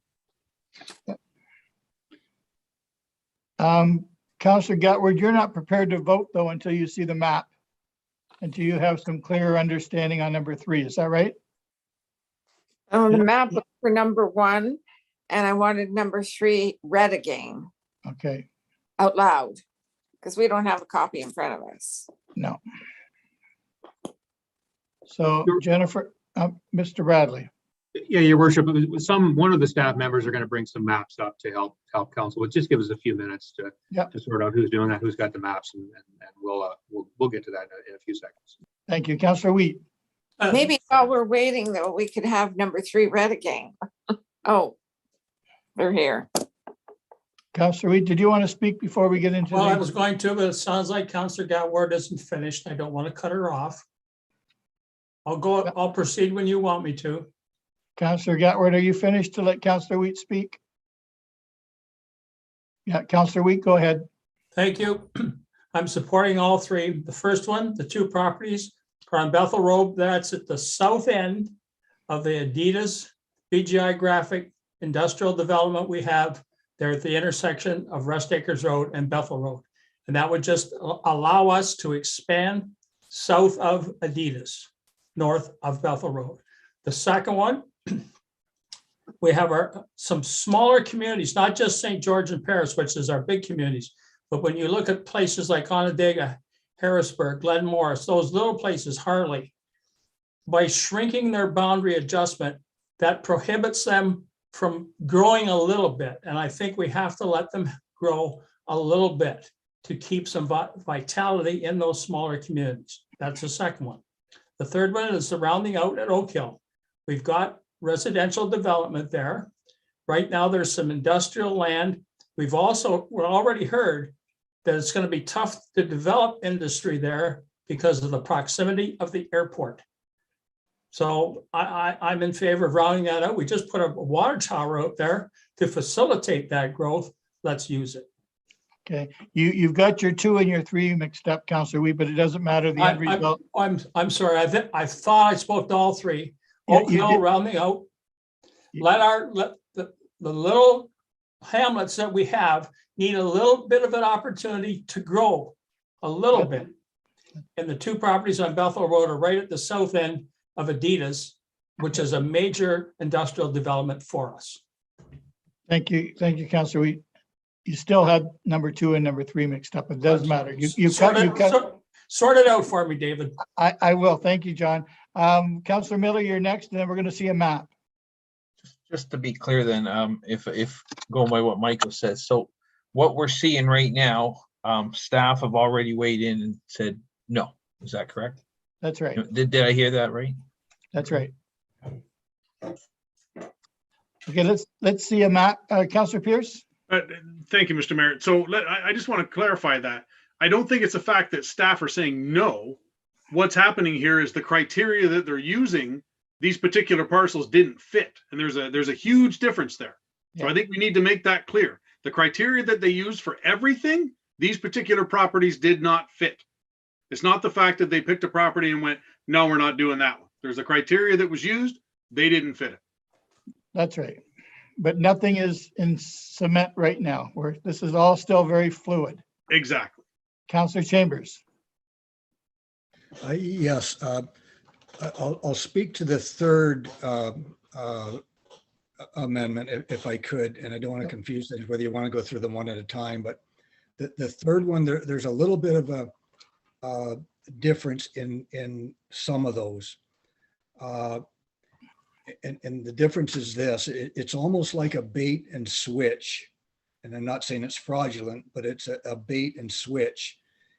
If in previous official plans, we designate an urban settlement area around a village, for example, Scotland. And then in this official plan, we down designate that boundary and take it away. There may be a case where someone has purchased that particular property with the property rights of the urban settlement area attached to it, and now we're taking it away. So that is, you bait him by expanding the boundary, and then you switch it by taking it away. That to me is, in terms of fairness, not what we should be doing. We've always been very reluctant to remove property rights from anyone. We've rarely down zone or down designate. And in the cases that were presented last week by Rashika Anguish with regard to the property in Onondaga and the property in the 13th concession, we're doing just that. We have given them rights, the properties have changed hands, and now we're taking them away. That isn't right. And that's why I support the recommendation or the amendment that Councillor Coleman is proposing in his third amendment. And the other two are somewhat different because we are up designating it. We're not taking anything away that we've given, so it's a little bit different. But the third one definitely is, in my mind, a bait and switch, and we should not be doing that. And I understand the rationale why, but in this case, if it was all right and approved by the province in a previous official plan to establish an urban settlement boundary, in this official plan, I'd be very reluctant to take that away because the properties may have changed hands in the meantime. And we are really doing a disservice to the purchasers of those properties by taking their rights that we gave them away. Thank you, Councillor Chambers. With that being said, I'm going to ask Councillor Coleman to reconsider all three of them grouped together, and we'll go back and we'll do them one at a time so that everything doesn't fail. Councillor Coleman, are you okay with starting again? I am for, that's what I said at the start, Mr. Mayor. I said, Yeah. I think we should do them, whatever, but Yeah. one at a time. Yeah, Councillor Wheat, you're okay with going back? As a seconder, we're going to go back and we're going to do the first one first on Bethel Road. And it's on the floor by Councillor Coleman, seconded by Councillor Wheat. And if you could show us the map, please, Jennifer, for the first one.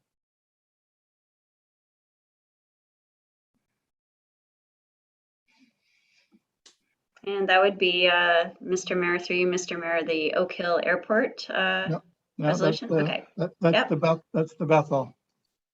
143 Bethel. Okay, I've got that one. Just one moment. Okay, I will be sharing my screen right now then. Thank you.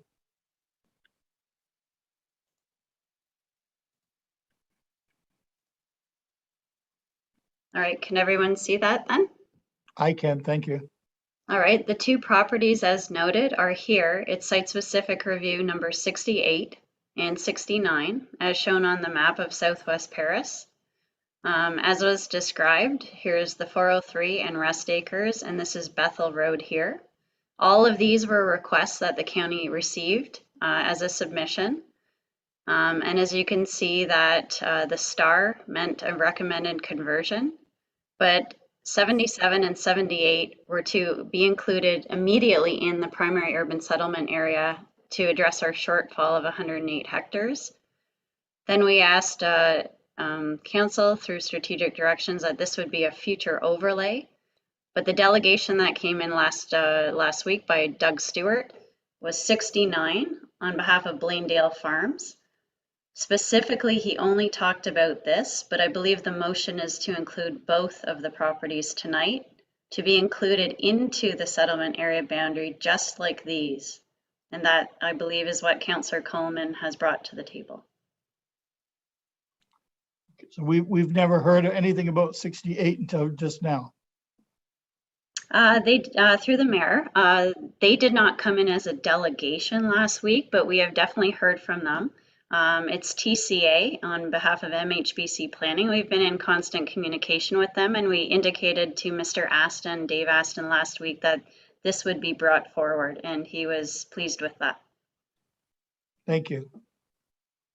Just tell me when I can stop sharing. That'll be fine. Does anyone have any questions for Jennifer before she takes down the map? Councillor Bell?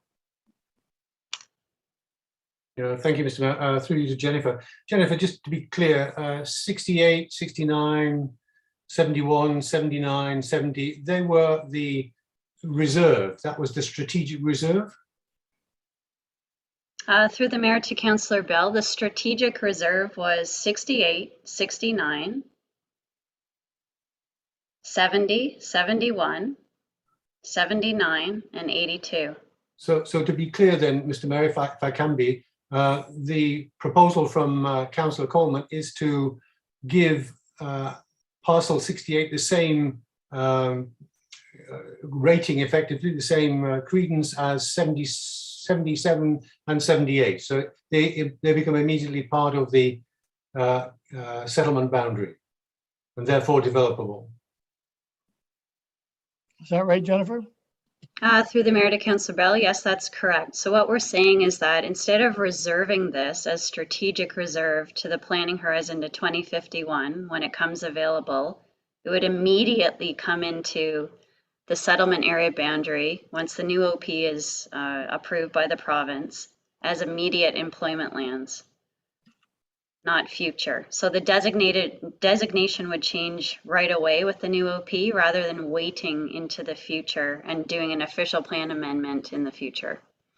So again, we would create excess employment lands through this process. That is correct, and I've talked to Jamie Cook at Watson about that, how we can amend our analysis through the MCR to accommodate that, and I've had a discussion with the province about it. And what was the result of the province conversation?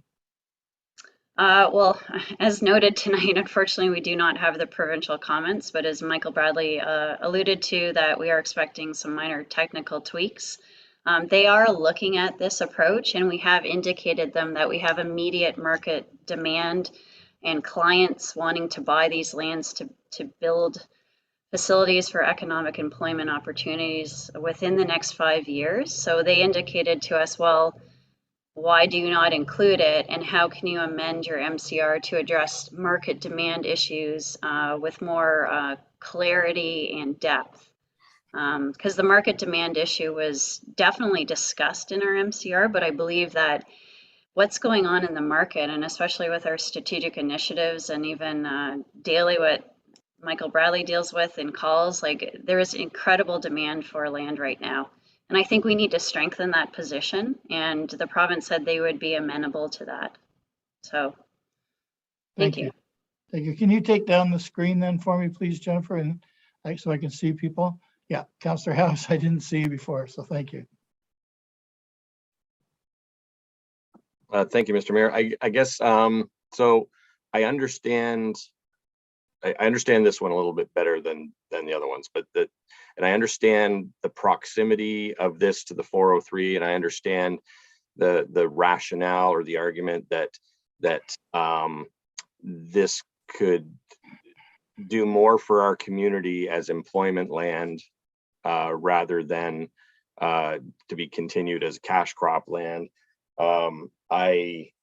It's been clearly stated tonight that we have a shortfall of employment land.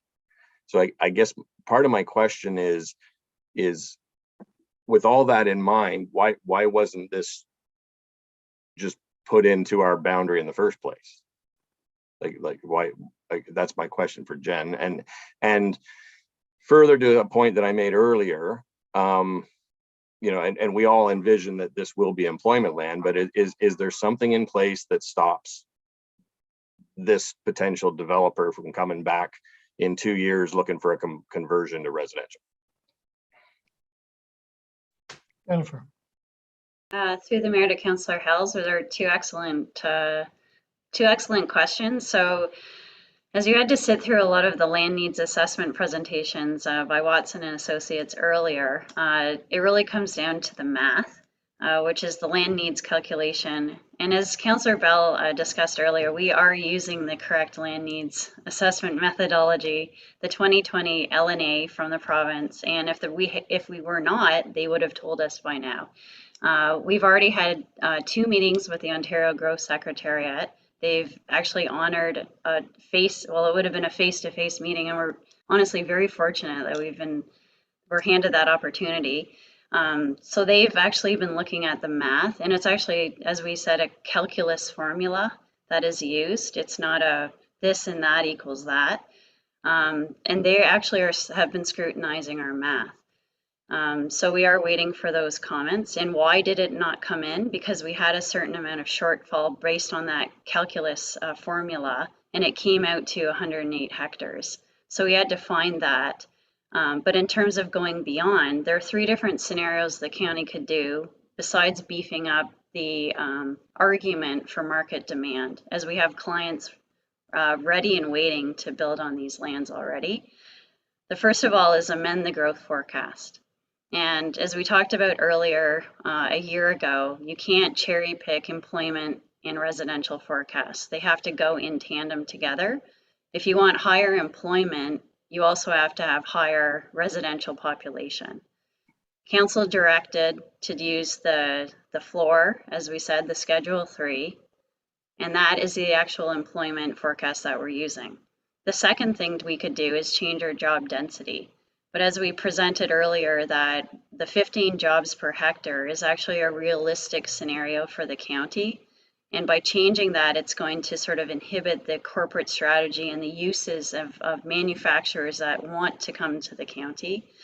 And there's a whole other sort of side to that with different caveats, but we feel that, as Jamie presented, that 15 jobs per hectare is reasonable, especially for these lands at the 403. The third thing that we can do is actually look at different scenarios in terms of employment lands. And I know that there's been a lot of talk tonight about down designating. The other thing the province said we could do is we could take other employment lands away from other areas and change them back to agricultural. I don't think that that's a very realistic scenario. So that's why, in terms of the strategic reserve, council can direct staff to look at this option to ask the province with market demand analysis, and then direct staff to do that. So that's the behind the scenes story. So thank you, Councillor House. Thank you. And that's what Councillor Coleman's recommendation would do. Yeah. Any other, Councillor McAlpine? Well, I'm just wondering about serviceability for these properties, whether we're able to get the water and other amenities out to them. And I was just wondering if Rob Walton has anything to add to that. Mr. Walton?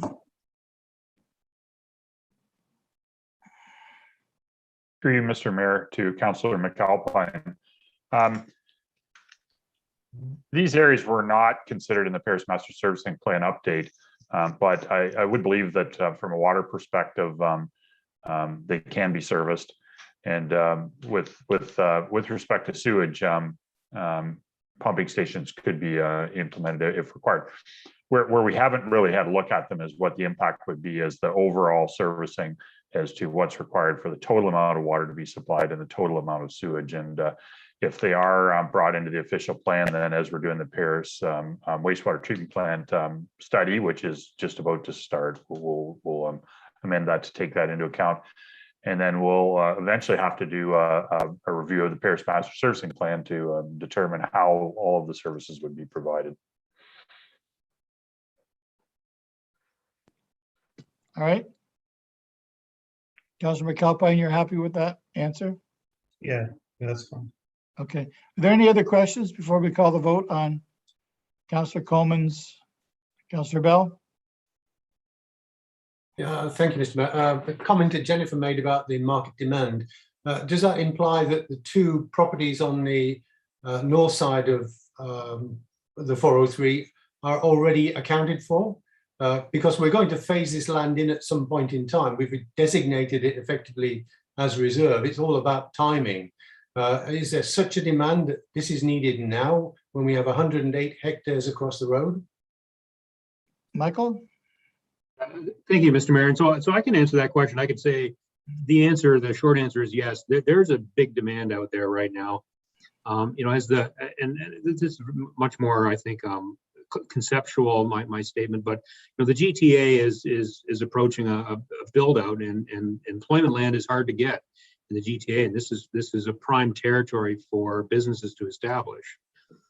So again, as Jennifer mentioned, our analytical exercise hasn't really yielded a need for this land from that analytical exercise, but there is market demand for the land. And this is I think it's important for council to realize that, you know, if the analytical exercise itself was the only part of this, then council wouldn't be asked to approve it. I think the province would just say, submit your analytical exercise and we'll stamp it. But council does that, or the province does ask council to approve it. I think kind of validating the idea that council can make some changes to this and to ask staff to put these changes forward.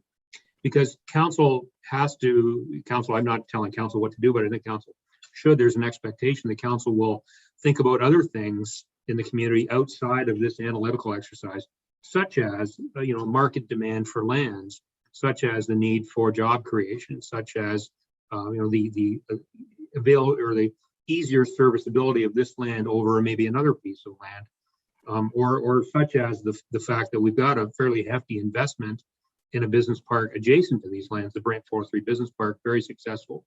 That in its original design did contemplate these lands coming into development at a future date. So I think that hopefully that answers the question and provides maybe a little more context to I think why Councillor Coleman's brought this forward at the request of the landowners. Councillor Bell?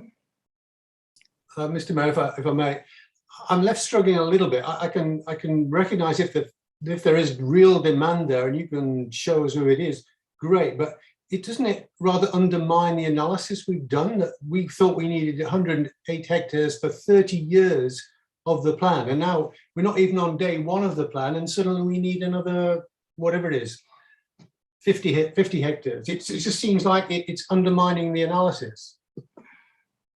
Michael?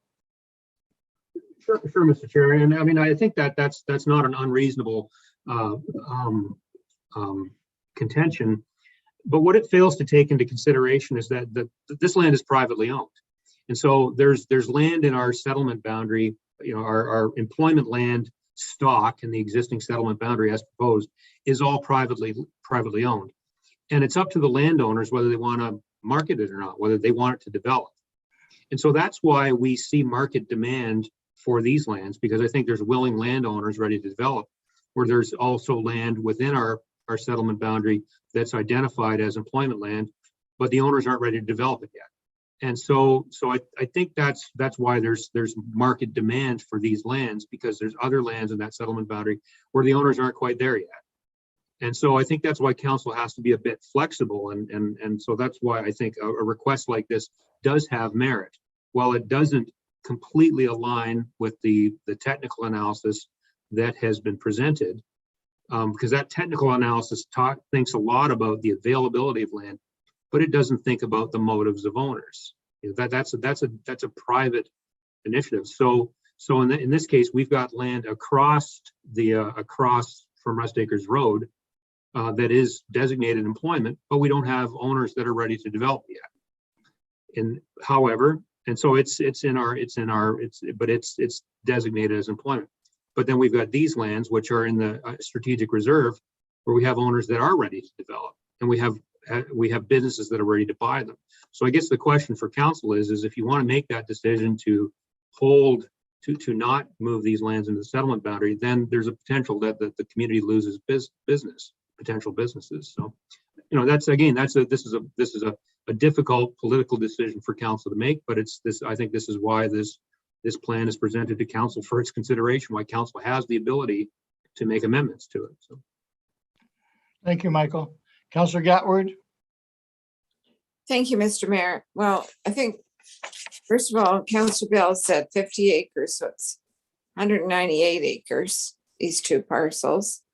And it is farmland. I don't know what class of farmland it is. But if we see merit in it, we saw merit in Papel Road and those lands, which the developer and the property owner presented to us 2 or 3 times. And in our sheets, it's not recommended. And I guess there's some that, there is one property that is recommended for 82 acres. But the other ones are not recommended. Maybe that's because of natural heritage lands and so on and so forth. So I tend to agree that if we're going to pick these 2 out, then why wouldn't we pick out the one in Kingsville as well? It doesn't seem fair to me, this process. Point of order, Mr. Mayor. We're talking about these 2 lands. We're not talking about Kingsville right now. That's right, Councillor Wheat. However, we're talking about the official plan and whether or not we should approve individual requests. And so I'm hesitant because, as Jennifer said a few minutes ago, it's going to change everything. More employment lands, more homes. It throws everything out of kilter. And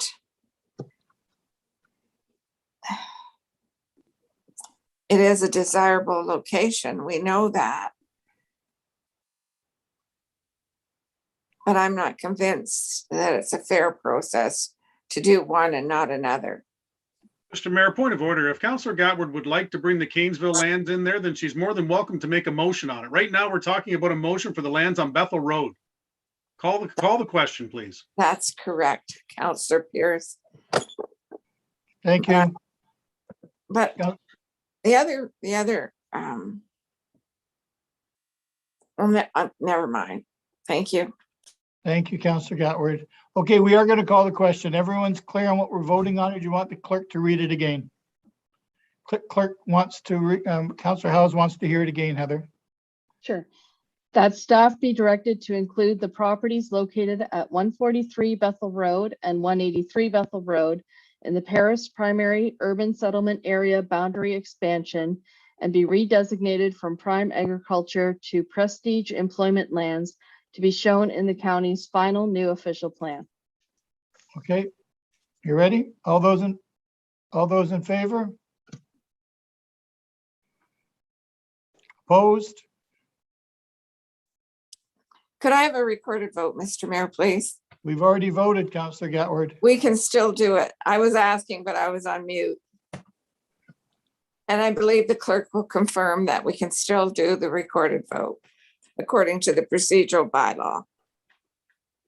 Heather? Yes, we can. Are we doing one? I guess so. Okay. Councillor Gatward? No. Councillor Coleman? Yes. Councillor Miller? I vote no. Councillor Chambers?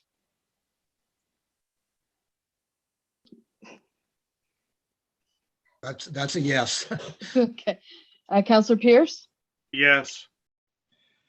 Councillor Bell? No. Councillor Howes? Yes. Councillor LaFerriere? No. Councillor McAlpine? No. Councillor Wheat? Yes. Mayor Bailey? No. The motion's defeated. Okay, moving on to Councillor Coleman's second on 299 Oak Hill. He has a seconder in Councillor Wheat. Can you show us another map there, Jennifer?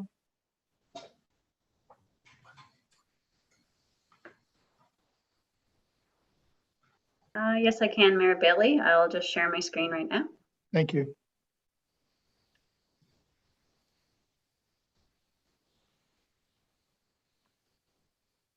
Through Mayor Bailey, the motion in question is regarding the site-specific, it's number 111 here. It's 299 and 301 Oak Hill Drive in the Oak Hill Airport Settlement Area. And the proposal that the delegation came last week, Mr. Doug Stewart, on behalf of the landowner, was not for the entire parcel, but the request for a minor rounding out, which was attached to the report last week. They provided a report, and it was for this portion here and a section here to correspond to the subdivision that is under construction here, if you can see my cursor. And that is the proposal, I believe. Thank you, Mayor Bailey. Thank you. If you could take down the map for me, please. Everyone's clear on what we're voting on? Any questions before we call the vote? Seeing none, all those in favor? Well, hold it. Oh, Councillor McAlpine? Well, I was just wondering again about serviceability of that property, make sure we have water and everything. Yeah, And I we assume do. we do. Yeah, we do, Councillor McAlpine. It's right off of a Okay, subdivision that's under construction right now. right. Yeah. Sorry about that. I don't know whether you've got a lag in your Yeah, I do. connection or not. Yeah. Sorry about that. All those in favor? Oh, Councillor Gatward. Oh my gosh. Councillor Gatward, you're on mute. I'm sorry. I wanted to know how many lots. Does Jennifer know that off the top of her head? How many lots are proposed additional? Through the mayor to Councillor Gatward, we actually look at in terms of area rather than the lot fabric. But I believe the lot fabric proposal with the delegation last week, I believe they're requesting 12 to 14 lots. And because it's only serviced by water and septic systems or sanitary, private septic systems, they have to be larger lots. So it's the 0.2 to 0.4 hectares or 1 acre lots, which would correspond to the adjacent subdivision that's being built. Thank you. Thank you, Jennifer. Thank you, Councillor Gatward. Are there any other questions before we call the vote? Truly seeing none this time. All those in favor? And opposed? Motion carries. Thank you. And the third one, Councillor Gatward wants to hear it read out loud again. Again, it's on the floor with Councillor Coleman, seconded by Councillor Wheat. Would you like me to read it, Mr. Mayor? Yes, please. Okay. Whereas the County of Brant has identified excess residential lands with both its primary urban and rural settlement area boundaries, that staff be directed to not reduce the current rural settlement area boundaries. Thank you. Are there any questions? Councillor Bell? Thank you, Mr. Mayor. I think either Councillor Coleman or Councillor Chambers mentioned Scotland as an example. Can staff give us other examples and give us a sense of the amount of land that we're talking about? Pam? Through you, Mr. Mayor, I think Brandon is on deck to do a little bit of explanation and can share his screen. Thank you. Brandon? Mayor Bailey, through you to Councillor Bell, I'll just share my screen quickly here. I'll use Scotland as the first example. We did a review of our rural settlement areas. Part of that review involved determining where there was farmland located within the settlement boundaries, and in accordance kind of with the assumptions, the fundamental assumptions we made to take a strict protective approach. We are proposing with the current or with the draft official plan that the designation return to agricultural to reflect the active use of the property, not necessarily removing rights of the property owner to come into an application. We're just applying a stricter process for that application. that they would come in. There would be an assessment of that farmland that would be required now. They could come in for a minor rounding out, similar to discussions we just had previous, and that would be an available process to come through for the property owners. If this particular approach was proposed as a specific growth management tool, there's alternative ones that can be used in our rural areas as well. But you'll see here the Scotland example. There's 190 hectares, or roughly 470 acres of farmland within the boundary. You'll see on the right-hand side here is the current designation with the boundary, and with the proposed official plan denoting the farmland located within the boundaries that's here in the hatching. Thank you. If you could take down your screen, please. Thank you. Any other questions before the call to vote? Councillor Bell? Yeah, sorry, Mr. Mayor, that gave us the example of Scotland. I was looking for a sense of how much of an impact it has across the whole county.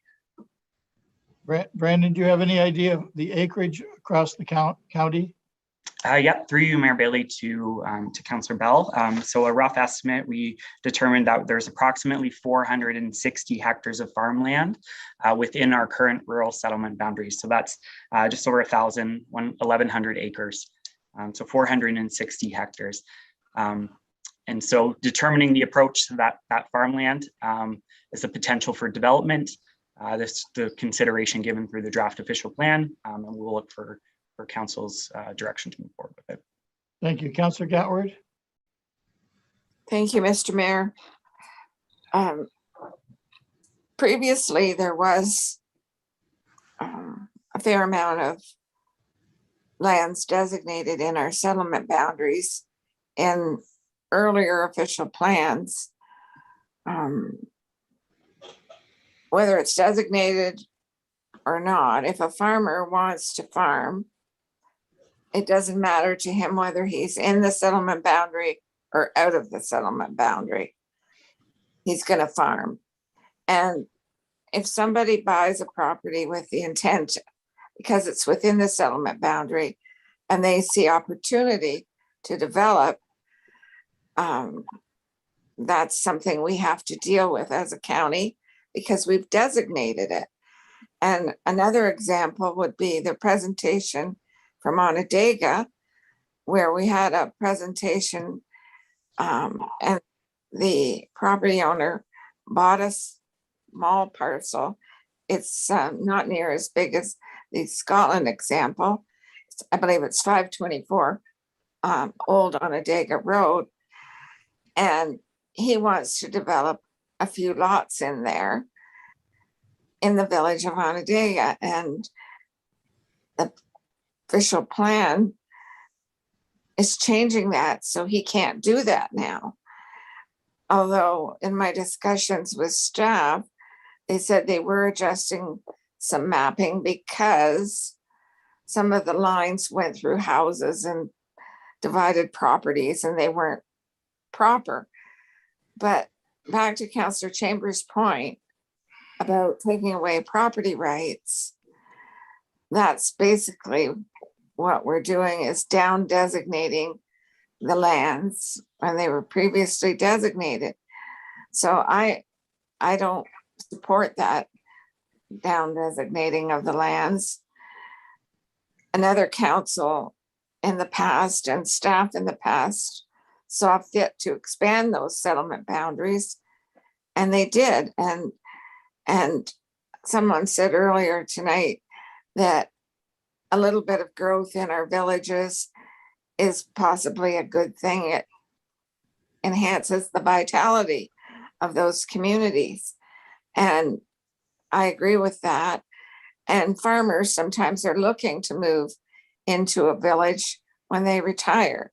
But if there's no land for them to build a house on, because they don't give out retirement lots anymore, then where's the farmer going to have to go?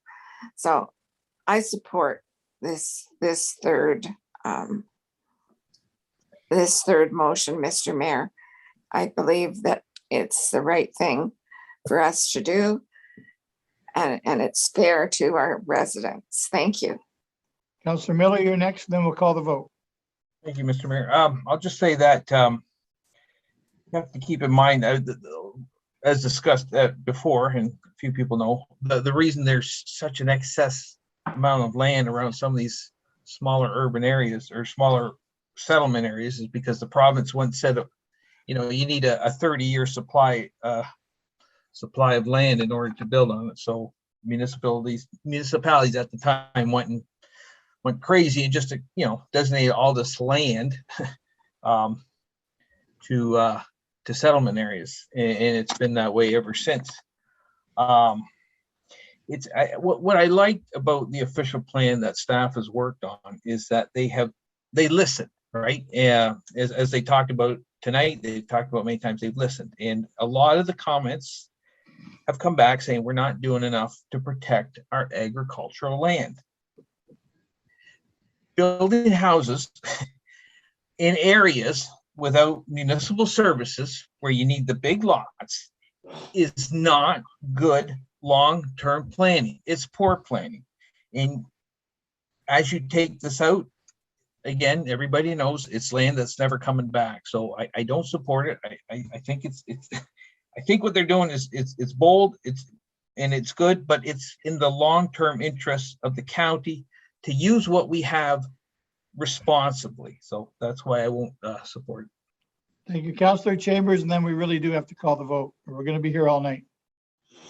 Yeah, just to say that, again, don't be transfixed on preserving agricultural land. Protect the agricultural area. Even the Ontario Federation of Agriculture recognizes that the rural fabric needs villages to protect the agricultural area. So yeah, you can protect and save agricultural land, but in so doing so, what are you doing to the agricultural area? And the Ontario Federation of Agriculture, if you read their policies, they explain it pretty good. You need some development in the agricultural areas to make the agricultural area work. And that's why we need to have urban settlement areas in the hamlets, in the villages. And that's why I support the recommendation in particular, because people have invested in these properties, understanding the designations at the time. And now this council will take those property rights away from those individuals by changing the urban settlement area boundary.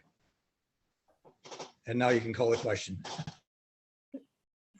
Well, I'd like to debate those last couple of comments, but I won't. I would like a recorded, I would like Councillor Coleman.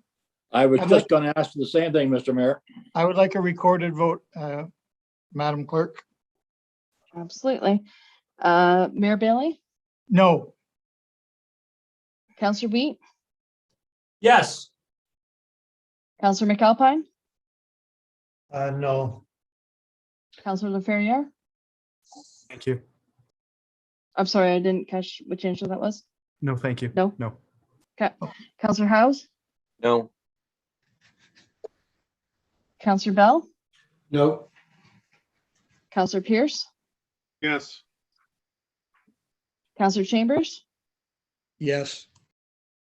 Councillor Miller, No. Councillor Coleman, Yes. Councillor Gatward, Yes. the motion's defeated. Thank you. What's next? Councillors? Councillor Bell? Thank you, Mr. Mayor. I had some very simple motions, which hopefully will go a little quicker. I would like to bring forward 3 motions, if I may. One at a time, please, Councillor Bell. Number 1, walkability and active transportation. that staff are directed to include a new policy in the new official plan, which initiates the development of walkability and active transportation networks, which commits to creating safe walking/cycling routes on all urban roads by 2032. Seeking a seconder, please. Councillor Pierce is a seconder. Can I make a friendly amendment? Sure you can. Well, you can ask Councillor Bell. Councillor Bell, would you consider it, the thing I run up against is the all piece. Would you consider it a friendly amendment to put all appropriate? Yes. Then I can support it. Yep.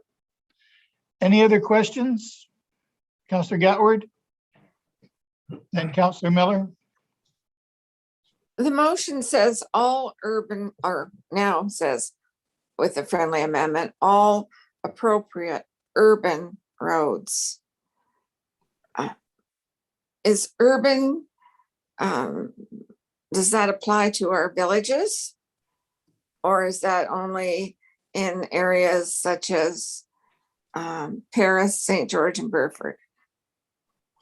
I want urban defined, because we have people that walk out in the country.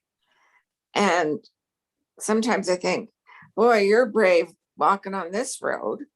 And I just think it needs to be more inclusive, the motion, so that maybe some of the more popular walking routes in the county can also be included. Or a road that gets you to the trail. We have a lot of trails in our area, and people are scared to walk there, so they get in the car and drive, and the parking lots are full.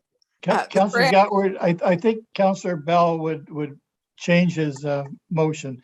It's not something you have to defend, Councillor Gatward. It makes sense to be inclusive to the county. Councillor Bell, can you change the wording on your? Well, I think it's all appropriate roads then, as opposed to all appropriate urban roads. Thank you. Councillor Gatward, you're happy with appropriate? Thank you. Councillor Howes, you wanted to speak? No, that's okay, Mr. Mayor. I was just thinking that the Mark's addition of the word appropriate was helping Councillor Gatward's direction. Thank you. Any other questions before we call the vote? Councillor Chambers? Did I hear correctly? Appropriate urban roads? No. I don't believe so. I accepted a friendly amendment to call it all appropriate roads. Urban has been removed.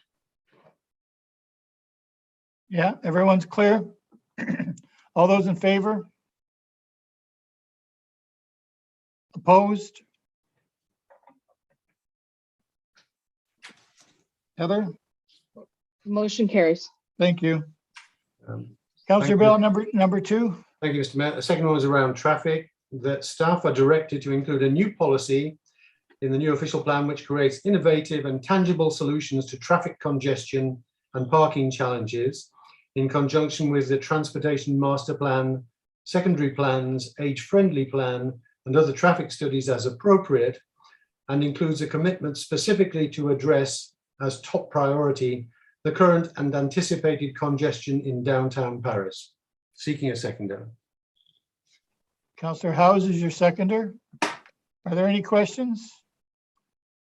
Councillor Miller and then Councillor Feria. I like where Councillor Bell's going with this. I'm not sure, is the official plan the way to go about this? I'm just wondering if perhaps staff could make a comment on that. It just seems like a bit of overreach, that's all. I like where you're going with it, but I want to use the right tools. Thank you. Councillor Feria first, and then we'll go to staff. Give staff a chance to figure out who's going to speak to that. Yeah, mine's very similar. As Councillor Chambers would say, I don't want anybody to accuse me of being against these things, because I'm not, but I just think this is inherent in what we're doing, and it's inherent in the other things like the transportation master plan, these things. So do I think it's good? Yes. But do I think it's useful? Maybe not. I mean, it won't hurt to vote for it, but also if we get some clarity from staff, I think this is inherent in what we're doing, and it's, it's like taking a highlighter and highlighting it a few more times, but unless I'm wrong. Yeah, Councillor Howes, and then we're going to hear from staff.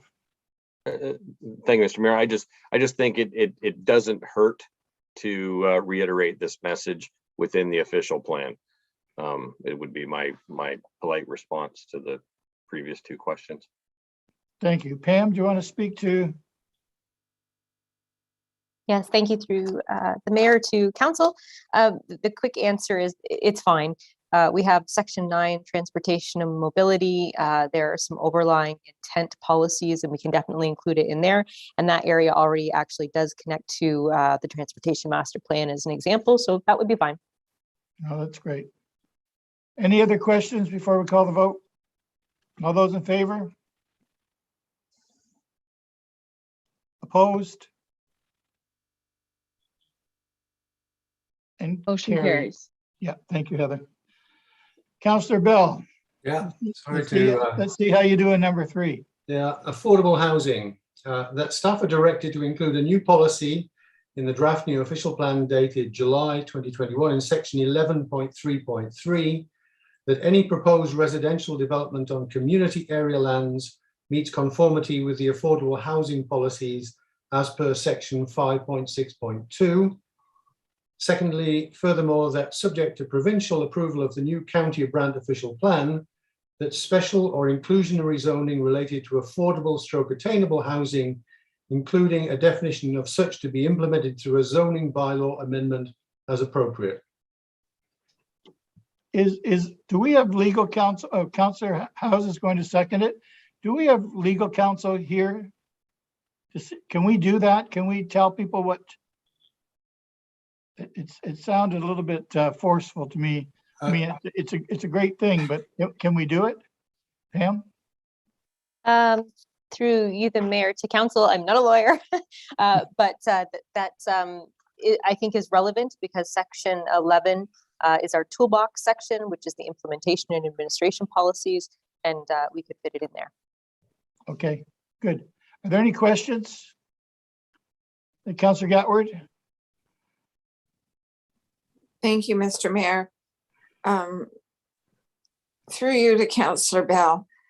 To be clear then, you're suggesting that every development includes some affordable housing within its plan? Councillor Bell? Let me make reference to a recent approval by the City of Toronto Council. They have indeed taken that approach. They are varying the percentage of affordable houses that go with any particular subdivision. So there's some flexibility in there. It may not be appropriate to put affordable housing in certain developments, and it may be appropriate to put more in others. So the answer is, in principle, yes, but I think we need to give the staff sufficient flexibility to manage that in the interests of the county. Councillor Chambers? I don't support the recommendation. I believe that the flexibility is inherent in the official plan as it is crafted now. Again, you run the risk of becoming too restrictive and too dogmatic in some of the policies, and there has to be flexibility within the official plan because there are all kinds of different development scenarios across the county. It's not a homogeneous county. There's different development in different areas. It's just the way it is. So the recommendation becomes very, very restrictive and very, very problematic in my mind. Thank you, Councillor Chambers. Councillor Bell? Yeah, maybe to give context to this. I mean, my concern is that the burden of providing affordable housing is falling to the municipal government and to not-for-profit agencies. We need to bring in private developers, and the only way we can do that is to actually use a relative stick, because the carrots don't seem to be working. It may be a carrot and a stick that gets us to where we need to get to.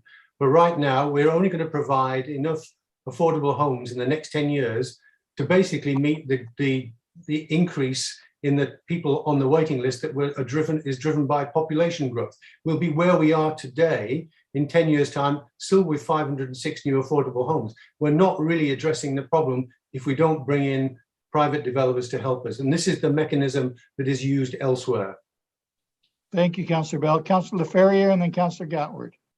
Thank you. Just to add some support in a gentle way to this, I do think too that if Steve and I have met, we've talked about this several times at this chamber with 7 or 8 developers now, and all of them who work locally, and all of them have said we just don't have experience, the ones we met with, in doing that sort of housing, the grant systems, the funding, the scale, et cetera, et cetera. And you know, one of the things that we could do with this inclusionary zoning piece and supporting it where it's applicable is it actually creates innovation in that sector to help provide public and affordable and attainable housing. Because right now the incentives are there. We talked about this at social services for those who weren't there about this lasagna method, but we need something else because the things we're using to boot, it doesn't get over that hump of, you know, innovation, and innovation will come if the private developers have to. Also, those who cannot, it's not feasible in their business model, just like parkland reserves, et cetera, they can then give a portion of money to make up for that then goes to folks that can. So there's flexibility there as well. And I think Councillor Bell addressed the other piece about flexibility in the way the Toronto method's doing it, where some, you know, maybe 22% in some areas and 6% or none in others, based on the feasibility and the opportunities therein. So I think this creates a lot more opportunity and innovation in the private sector, which, by the way, it'll still be very profitable. This housing is profitable for the private sector, but it'll be more profitable and less expensive if they're involved in a more fulsome way. Thank you, Councillor. Councillor Gatward, please. Thank you, Mr. Mayor. So I agree with some of the discussion that I've heard, and it is a good way to encourage our developers to provide more diverse housing. Did your motion speak, Councillor Bell, to a percentage like 10 affordable units per 100 units built, or was there any ratios there? No, it didn't speak to a specific percentage. And I'll go back again to the example in the City of Toronto. They have a range, and I think we need to have that flexibility. It will be more appropriate in some developments to have a higher number and in some to have a lower number. Thank you. Thank you. Okay, we're ready to vote, and I would like a recorded vote, please.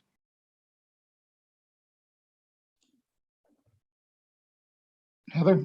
Okay, Mayor Bailey, No. Oh, wait a minute. We're voting to, I'm supporting Councillor Bell. So am I voting yes?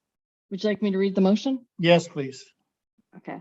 The motion is that staff be directed to include a new policy in the draft new official plan dated July 2021 in section 11.3.3 that any proposed residential development on community area lands meet conformity with the affordable housing policies as per section 5.6.2, and that subject to provincial approval of the new County of Brant official plan, special or inclusionary zoning related to affordable attainable housing, including a definition of such, be implemented through a zoning bylaw amendment as appropriate. Thank you. Yes. Okay. Councillor Wheat, No. Councillor McAlpine, Yes. Councillor Ferrier, Yes. Councillor House, Yes. Councillor Bell, Yes. Councillor Pierce, Yes. Councillor Chambers, No. Councillor Miller, Yes. Councillor Coleman, No. Councillor Gatward, Yes. motion carries. Thank you. That was all you had, Councillor Bell? Well, that's all I had of in that nature. I wanted to just test whether we want as a council to record our concern about the challenges that have been made to the municipal comprehensive review and the lands need assessment.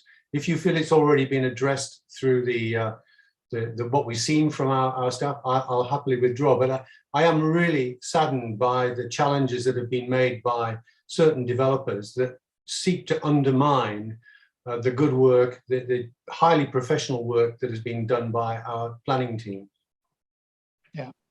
Yeah, I'm a little disappointed too, Councillor Bell, but I think it's been covered.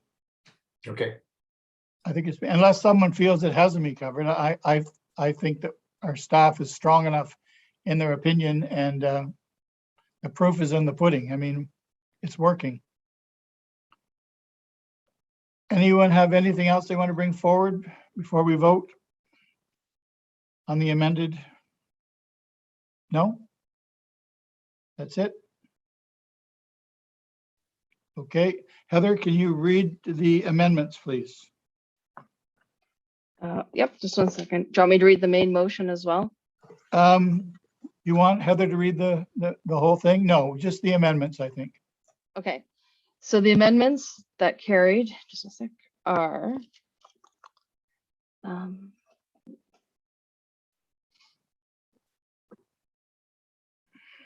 whereas the site-specific review proposal from 299 to 301 Oak Hill Drive was submitted to consider an expansion to the secondary settlement area boundary to Oak Hill Airport, that council directs staff to redesignate a portion of the property located at 299 to 301 Oak Hill Drive from prime agriculture to residential for the purposes of a minor rounding out to the settlement boundary to Oak Hill Airport, and forward to the province for review and consideration.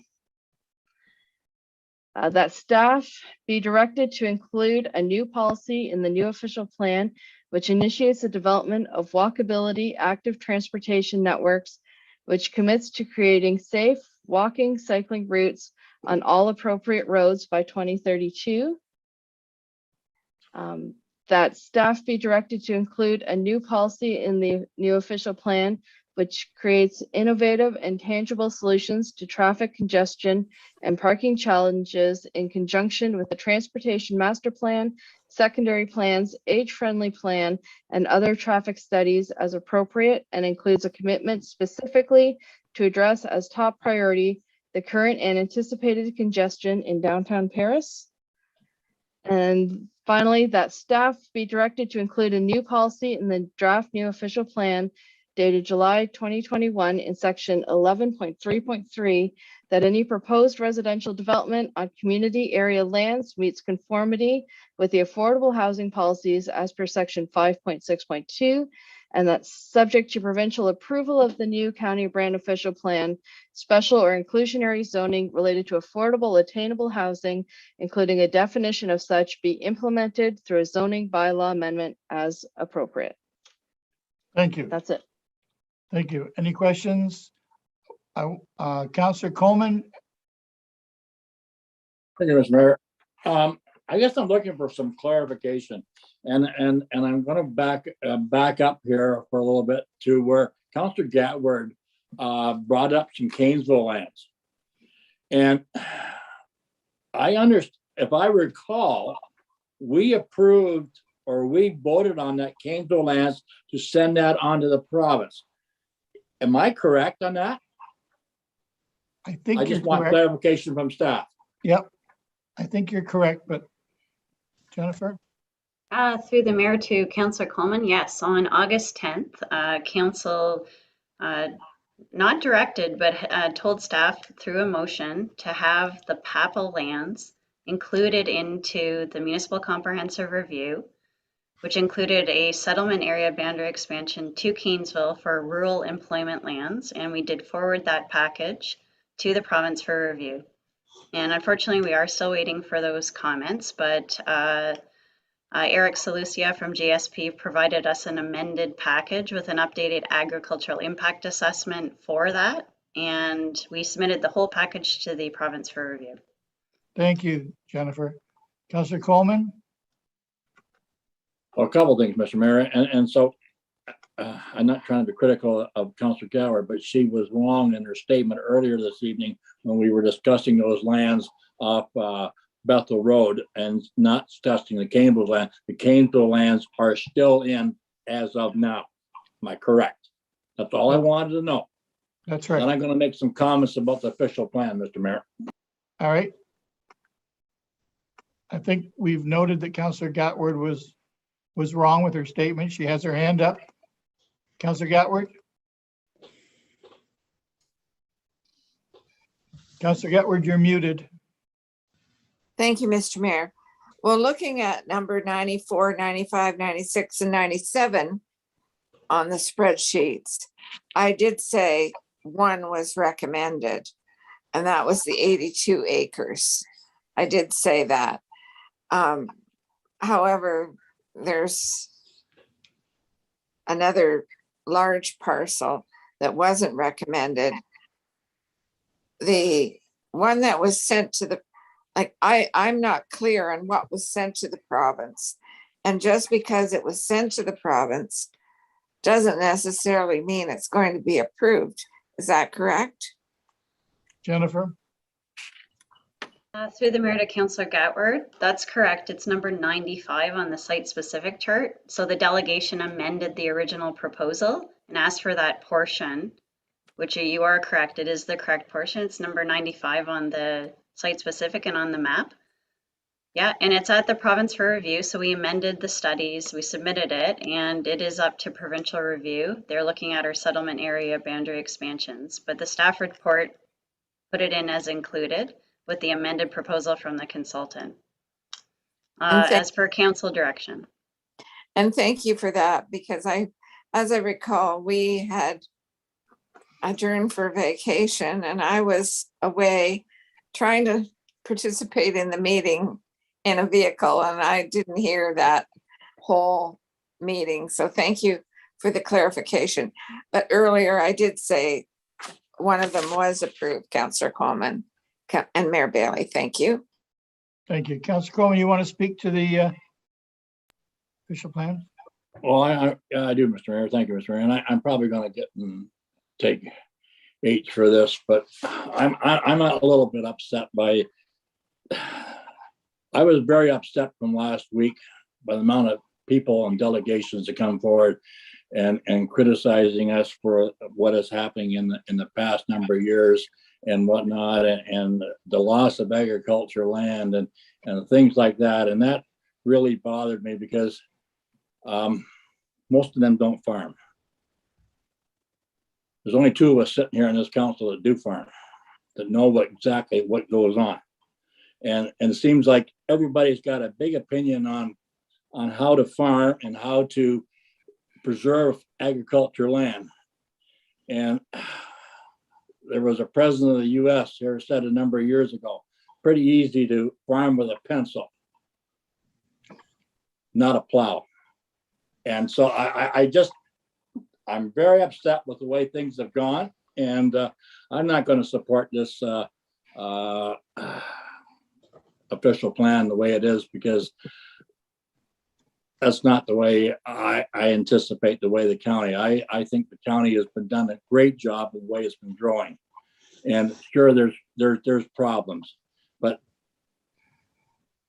for instance, last Saturday, I went from the Canadian Tire parking lot in Paris at 3 p.m. and I was less than 6 minutes at Harvey's on the other side of Paris. I don't see where the problem is in getting traffic through all the time in Paris. There will be problems, and I'm sorry. I just have to lose it. I'm going to lose it tonight if I stay on any longer. So thank you, Mr. Mayor, for my statement. Thank you, Councillor Coleman. And I do know that there were other people that were upset by the delegations last week. Councillor Wheat was very upset, and we talked about it.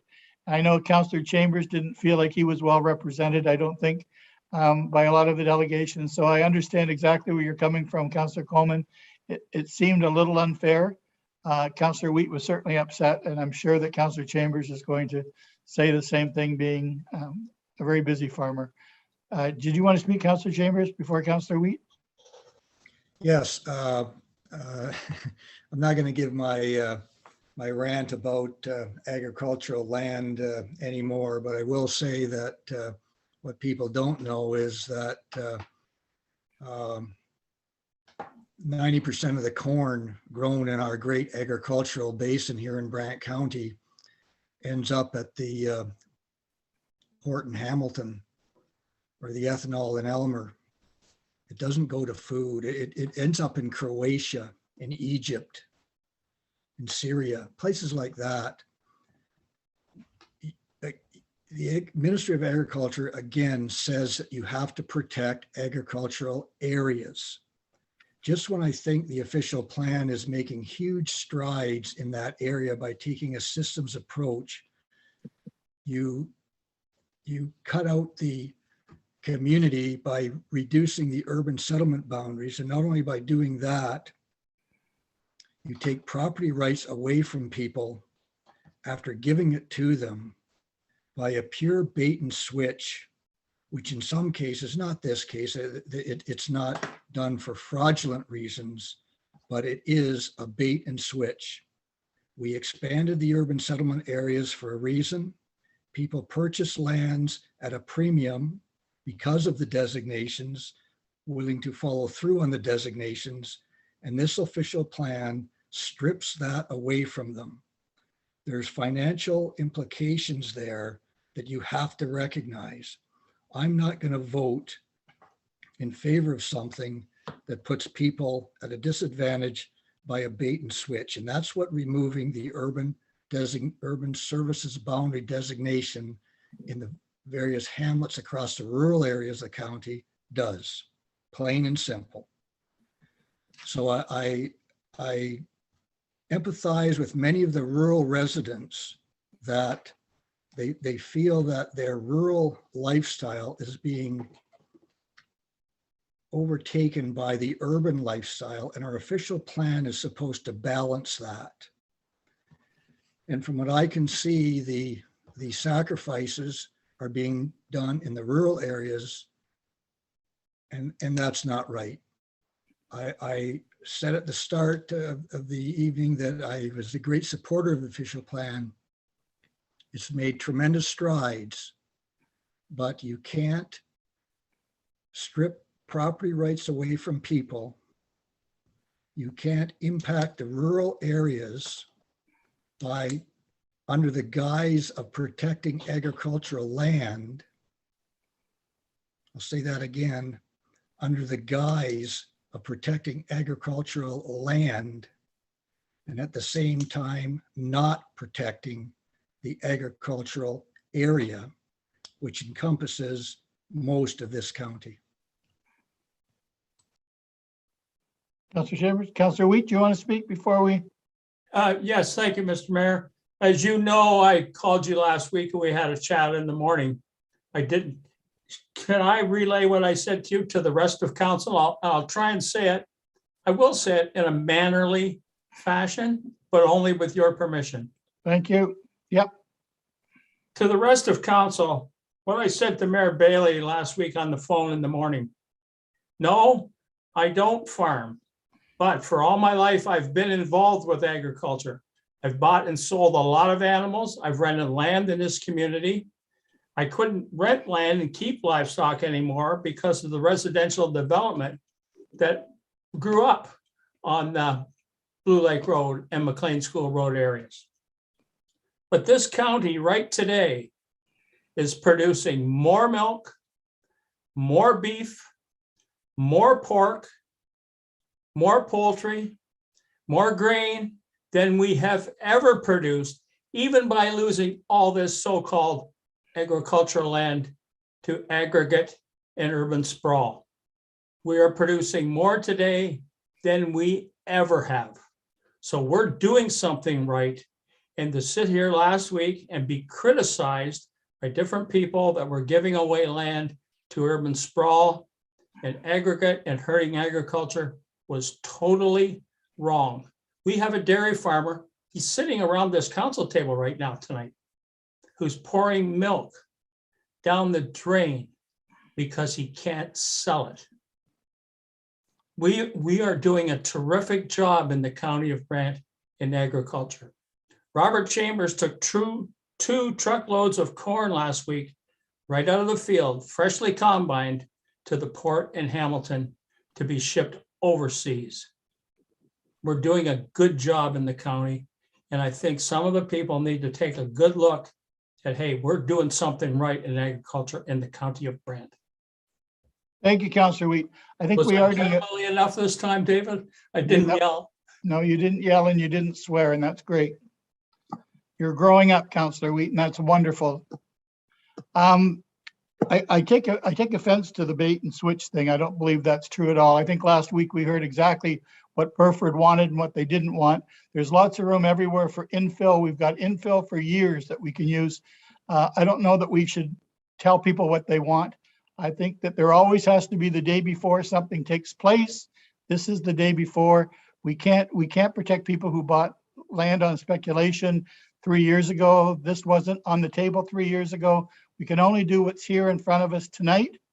And I was really hoping that the council would be united in this because I find it a wonderful document and moving forward. So because we're not united, obviously, I need to have a recorded vote. I wish we didn't have to have a recorded vote, but we do.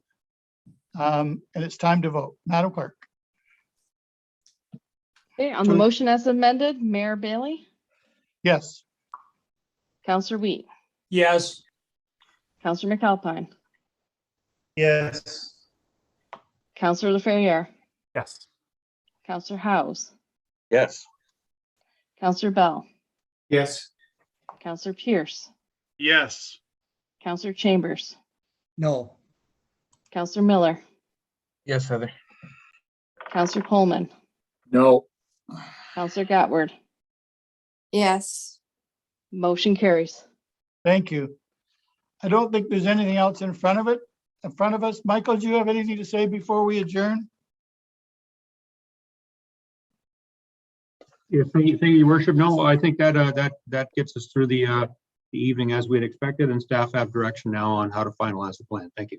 Thank you. Does any councillor have anything else that they want to bring forward for the betterment of the county of Brant before we go to bed? Councillor Gatward? Thank you, Mr. Mayor.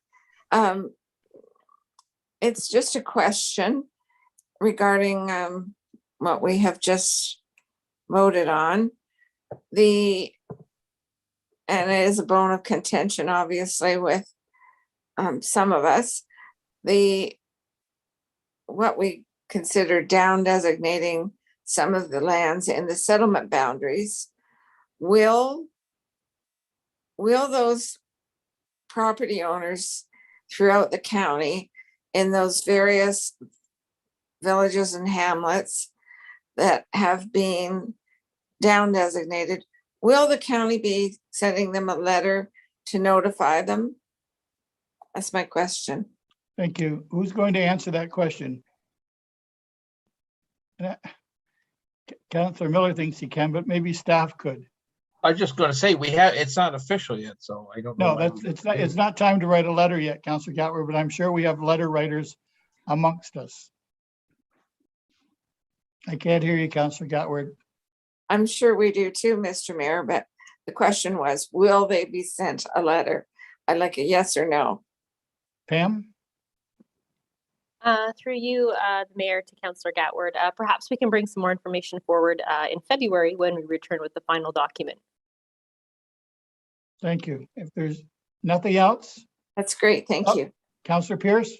Thank you, Mr. Mayor. I just want to just give another shout out to staff because they've worked tirelessly on this for days and weeks and months and years, and I appreciate the work they've done. And I know I've said it to them personally, but I just want to thank them publicly here for all the work they've done. Thank you. I think we all agree that it's been a great process. It's not quite finished, but it's almost finished. Anything else for the betterment?